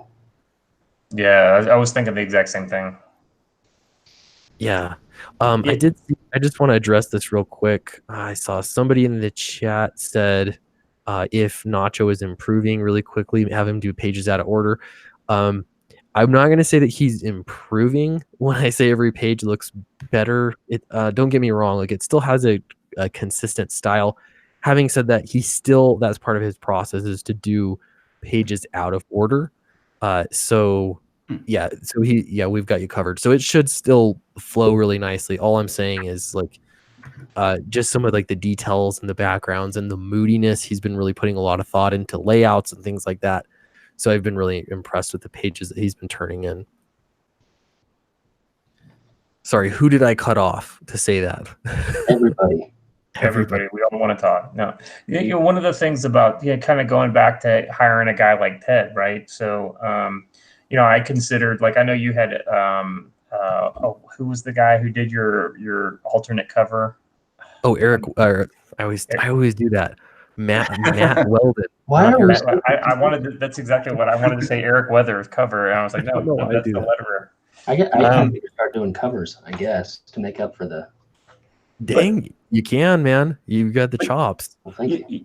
You know, I thought about reaching out to somebody like Matt or a name within CG to get them to do a cover for me. And then I just started thinking that I don't need a name to sell a book. What I need is a strong image, you know. And if I can find that from somebody who hasn't had their shot yet at, Yeah. you know, doing something, you know, and Ted just literally came along. He was the right guy in the right place at the right time. And you know, I'm going to do everything I can to boost his work, and I hope you guys, you know, keep feeding him some work as you know, as you can, because I mean, this is how we grow CG, is by kind of growing it from within. You know, we're not all perfect. You know, we're not all the best writers or artists or things like that. But with practice, with public scrutiny, our stuff gets better, and we learn from our mistakes. And you know, I mean, we won't need the rest of the comic industry, you know, 3 years down the road, because we will be our own comic industry. Well, the difference between us and the existing industry is we actually acknowledge that we make mistakes and that we could learn from them, whereas they seem to have some sort of strange God complex. Especially with all this, the unionization stuff that I've been listening to lately. Oh my God. That deserves a whole stream too. Yeah. How do you unionize freelancers? It's like, you give them all exclusive contracts, you put them in dorms, and then you laugh at them on reality TV. So like sweatshops, that's how we're gonna make everything good? Sweatshops where everybody gets $20,000 a book. Okay, it's time for us to lay off the commie sauce, everybody. How do you think I let her all these books? Harsh. It's all inclusive though. Little children, you know, they're working too. They're putting in the time. Think of how many 12-year-olds Eric's put out of work. Yeah. Terrible. Man, they're making me money.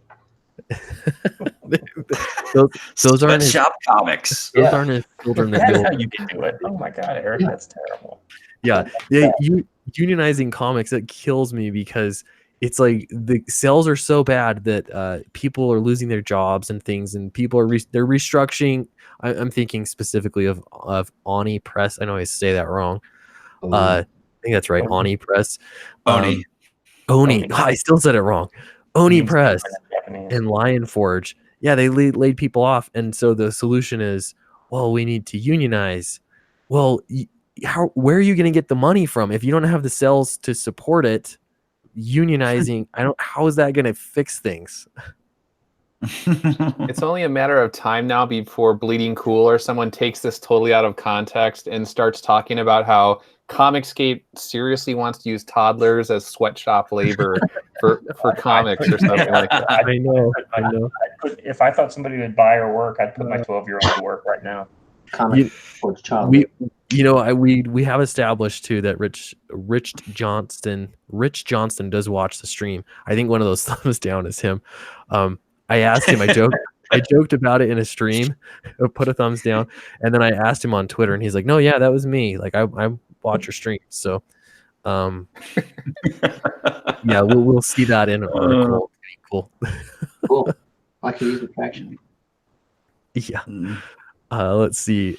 I always wonder if Rich Johnson knows he's just a shill and he's just trying to get through it and have his life, or if he's like, no, we're doing something great here. This is wonderful. You know, I always wonder with that guy. I always wonder if he has a breaking point, you know, where he's like, screw this, I'm out. This is all nonsense. This is garbage. You know, I'm better than this. Does the man have a breaking point? I wonder. Everybody has a breaking point. Well, I mean, but when you drink too much of the Kool-Aid, I mean, you start to turn red, you know? Yeah. His whole career depends on going along with this stuff, you know. Too far in the Kool-Aid. Reagan Lodge says, research rhombus Earth. The establishment doesn't want you to know. Okay. Rhombus Earth. I'm guessing that is beyond flat Earth. Rhombus Earth man. Concave Earth. Dodecahedron. Hex planet. Hexaplanet. Oh my God. Sci-fi for me says that they already targeted Tug and threatened to call CPS because Child Protective Services, because his featured on his comic book. Yeah, that's weird. I don't know. It's like a year ago in Twitter time that happened, isn't it? I know it's insane how fast things move. Yeah. This is why I've never really been caught in the middle of a Twitter storm, really. But if you are, it's like you just get off Twitter for a couple days and then you're set. People will move on.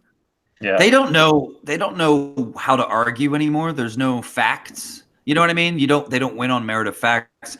You get these weird types of attacks like that on Tug or just these weird claims against you that make no sense. What's getting hilarious to me lately is that the claims they're using our terminology that we use on them a lot. Like they don't even have their own words for us anymore. Like they're saying things like YouTubers are radicalizing people because we've been criticizing them as radicalizing the youth in colleges or whatever, for a long time.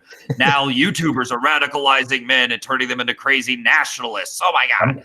I'm just glad I'm just glad they're not calling us reactionary, Well, I see them call us that, but not as much. Yeah. Yeah, that's old school. I saw, speaking of Bleeding it Cool, 2 different Bleeding Cool articles I saw where they said that we are activists. And I'm like, I've thought about that at great length. I am anti-activist. I am like, I don't want politics in comics. Yeah. Like I have an opinion. That doesn't make me an activist. I'm not interested in changing things. You're like a pacifist. I don't know. That's a businessman, let's be honest. I think that we are like the grunge era, like coming in and taking it over from the hair metal people, to be honest. They've gone out of style and they think that they're cool and they, think that they run the show, but we're like kind of punks who are because we're coming in with our creation. Yeah. That's what we're doing. And like Iron Maiden in '93, I stopped buying their new stuff but just kept listening to their old stuff. I still read the X-Men, but the X-Men from the '80s. Yeah, me too. Well, speaking of gone out of style, now it's not or whatever the Earth was before. Eric Huffles says Reagan Lodge lies. Donut Earth is real. So that is the latest. Donut Earth. Video game sponsored by Duncan. Sponsored by Duncan. The world doesn't run on Duncan. It is Duncan. Oh, yeah, Jason Black says to be an activist, you have to go and participate in an active activism. I'll tell you, in college, and I'm 33. I thought I was 32 for months, and I'm 33. My wife had to remind me. I was in college. I had a class where one of our assignments was to do activism. Like you had to figure out some kind of activism and go do it. And I really didn't want to do it because I did the lamest. I don't even remember much, but it was lame because I think activism generally is annoying. I'm not interested in activism. I had a T-shirt in college that said "Stop Plate Tectonics." That'd be good. That's a new flat Earth. What's that, Eric? I said I could get behind that. Yeah, no plate tectonics. I live in Kansas, and we started getting earthquakes, so I can get behind that. Yeah, I'm in Oklahoma, the land of the Quake-nado. Yeah, so it's very doomsday over here. You guys have been getting hammered lately, haven't you? Yes, we have. We had some horrible floods. Actually the flooding has been the worst, I think. We had this big super casino right by the river and it's like underwater right now. Well, it looks like you're in a fallout. Yeah, it looks like you're in a fallout bunker. Sorry, that was professional. Yeah, it hasn't, it has affected me a little bit. It kept me from working a few days at my job. Because this huge river near us, or what was it? This big creek that connects to some river, and not even the levee saved us. The water moved up, and I had to film it for the news. Pretty crazy. Pretty crazy. Wow. Yeah, but I get to stay home and work on my comic, so I'm cool. Hey, that's not a bad idea. Oh, there you go. I could use a disaster. I don't want to go to work. Yeah. Call some tornadoes down. What does it? Well, you guys get blizzards there in the winter, don't you? What? Oh yeah, we get earthquakes too. They always say that there's, because I don't know if you guys heard of like the I don't know, like the Yellowstone National Park is like a giant volcano and all that. Yeah. So it's not, I don't live in Yellowstone. I'm in Utah. But you're screwed if it blows. Yeah, if it blows, we're all dead. And they say that we're overdue by like 200 years for a major earthquake. So there have actually been a few small ones recently. And didn't they say the magma dome in that thing is growing here recently? And yeah, we're all dead. So might as well enjoy our comics while we're at it. It goes, and that's the world. So don't even worry about it. If only there was some that could raise us in our cities up high, Clint, into the sky. Now we know the origin. Now we know your plan, Clint. Oh, it's a good plan. It's amazing how much science fiction becomes like inspirational for real invention, though. That's always fascinating. The fax machine and rockets and all that stuff, submarines. Even with some of the global warming stuff, like I'm talking about the political rhetoric here. It's like a lot of it is based off of scare tactics. Again, I'm just talking about the rhetoric that surrounds it, political rhetoric. But we could start, if we want to be activists, we could start a movement about the lava dome and sign petitions and be like, what about the lava dome?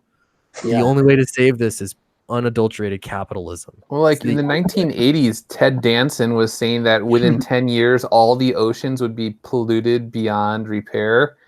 And then like that didn't happen. And then Al Gore said that within 10 years, New York City was essentially going to be underwater. And it's like every time you do these doomsday scenarios, you just do your cause a disservice. In the late 80s, I was going through my garage because my dad said, throw away all my old popular sciences. And so I was just kind of going through them as I was throwing them away. And I found the issue that they talked about. We're 10 years away from a new ice age.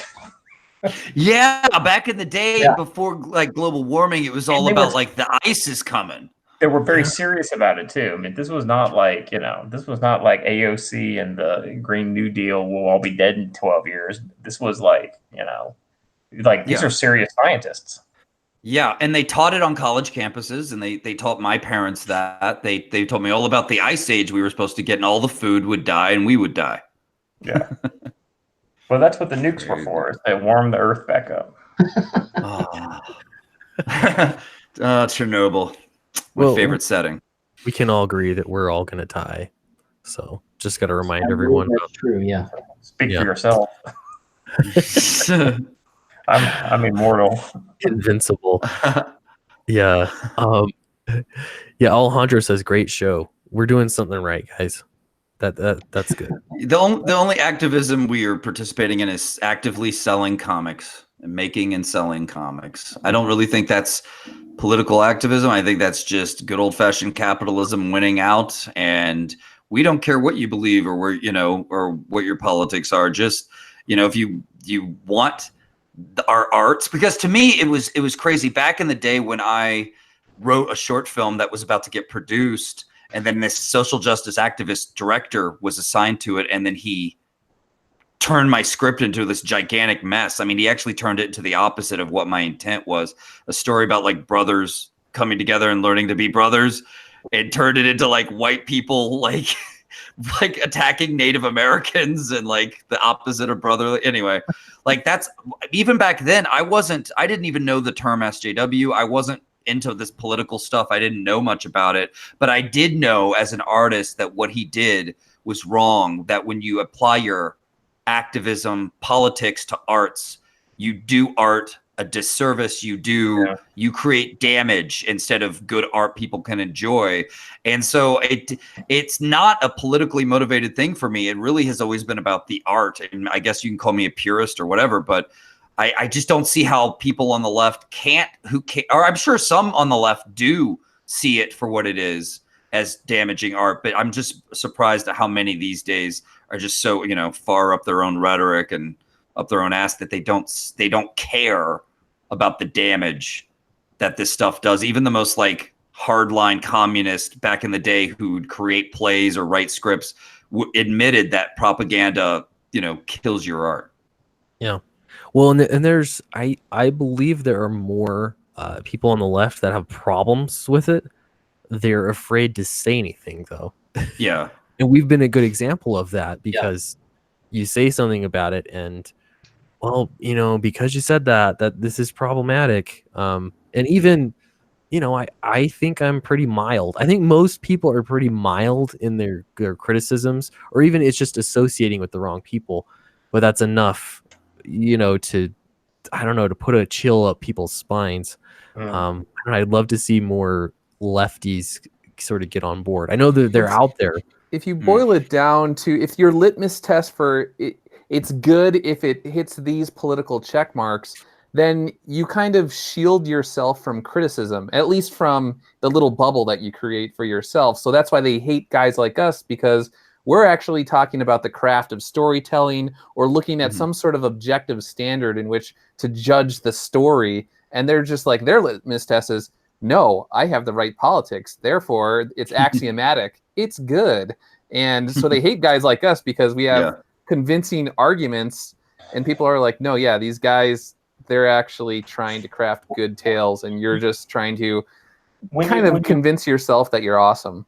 When you lose in the competition of ideas, you have to begin to shape your world so that your ideas that lost become correct. It goes back to 1984 and reshaping the language in order for people to not be able to think seditiously, things like that. I mean, and that's truly what the culture war is all about for them. Now, very few SJWs consciously understand that. It's more of a gut response, like, we've got to do something that's better, and these people are bad because we say they're bad, so we have to be against them. And it goes to tribalism too. But man, I mean, there's some pretty dark kind of stuff if you follow everything to the logical conclusions. I mean, death camps and things like that. That's where this all leads. Well, and that's when we use the term SJW a lot, or that gets used a lot. Like I generally, if you look at the idea of social justice, at its core, I fundamentally think it's a bad idea. I disagree with it.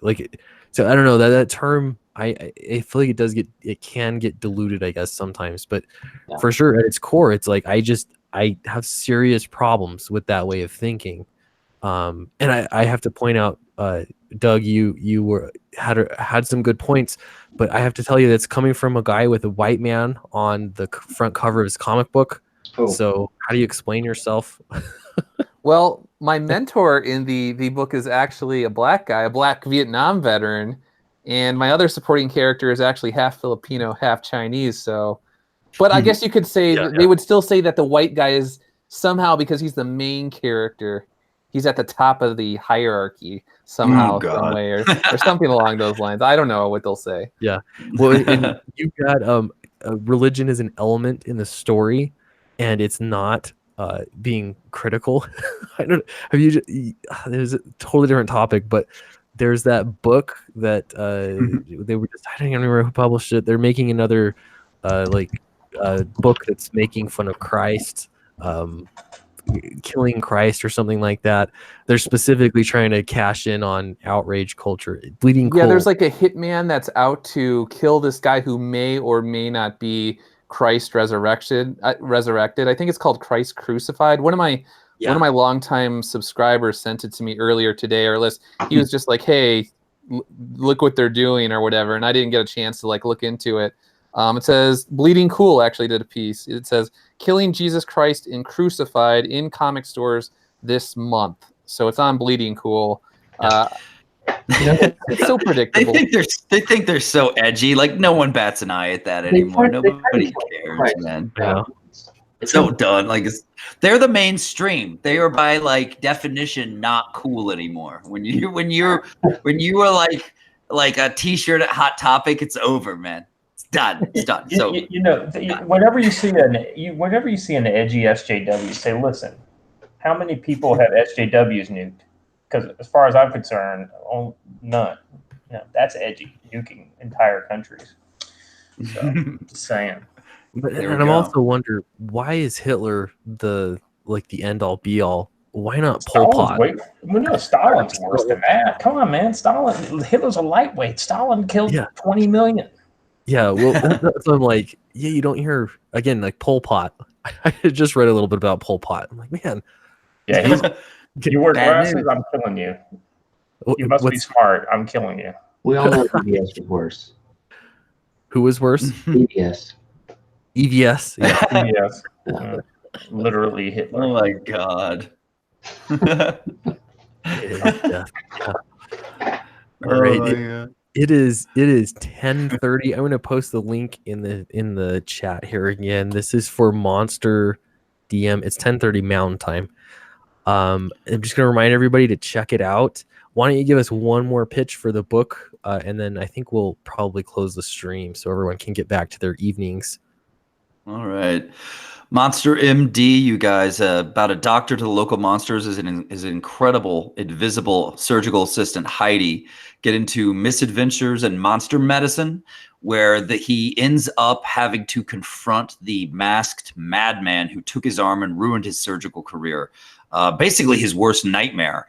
And all while he is absolutely fed up with taking care of monsters. He doesn't think he's good enough. He's trying to leave them. And of course, when he tries to leave, that's when Heidi gets kidnapped by his worst nightmare. That's when he has to face the man and or creature that he is most afraid of. In this great story, he rides around in a self-made medical van called the Meat Wagon with all of his gadgets and awesome tricks, even a harpoon gun on it. It's just pure fun. And with a lot of heart, I put my everything into it. I just really hope you guys will check it out. I really appreciate all the fans that have helped us so far and supported us. I just hope that we can get some more along the way. So Great. Well, thanks for coming on. Yeah, I strongly suggest checking it out. It's in the link. I put it in the chat there. I'm just gonna check in one more time, make sure there's no super chats, and thanks everybody for coming on. It's really great. Doug, really excited for you and your project coming out soon. Why don't you give us a little update? I know everybody's got something to promote, so we'll just start left to right. Doug, what do you got? Sure, no problem. June 14th, Soulfinder Demons match will launch. As I said earlier, it's about a major order of exorcists, and in order to be recruited into this order, you basically have to be a combat veteran because they take on levels of evil that most of the world cannot fathom. And so this is about, again, Father Patrick Redder and sort of his introduction or recruitment into the order. It's got art by Timothy Lim and colored by Brett R. Smith. And then obviously the cover on my avatar here is by Dave Dorman. Very cool. Slick. And then Eric, Thursday's the big day. Thursday is the big day. The bombs drop on Thursday. Flying Fortress Remastered. 200 plus pages about a B-17 crew, top in their team, in their flight. They go on a top secret mission to bomb Hitler. They get shot down by an experimental aircraft and crash land in the Middle Ages. And through that, they discover the Nazis were up to some no good hinkery, and there is an order. We based it on the Thule Society, if you know anything about Nazi conspiracy theory. There was a UFO crash in 1936 in the Black Forest, and we take that idea and we give the Nazi enemy this whole technology, this alien technology that they use, and they create what's known as the Infinite Reich. It's beyond Hitler's dreams. They want to take control over every dimension that they find and pull all the power they can from there and use it for themselves. And our crew just happens to be there, and they have to do what they can to figure out what's going on and how to get home. And when he says Nazi, that is spelled Notsee. That's correct. YouTube, do not demonetize us. And then Scott, what do you got for us? Hey, so we're still on track for a July launch to the Door Kickers Indiegogo. Door Kickers is Zero Dark 30 meets H.P. Lovecraft. The book coming out in July is Door Kickers Panzer Demon, and it's where we've got the Wildfire team investigating some cultist activity in Kiev, Ukraine, with the CIA. and the Ukrainian intelligence, and they kick in a door on page 2, and it just keeps going all the way to the abattoir filled finale at the end. So I hope you guys check it out. Very, very Awesome. good. And everybody that's in right now, don't forget to leave a thumbs up. There's 54 thumbs up and 66 people in here. That really, really helps me out. Feel free to back down. Cast the links in the description below, as well as the link to Monster MD. Thanks, everybody, and we'll see you next time.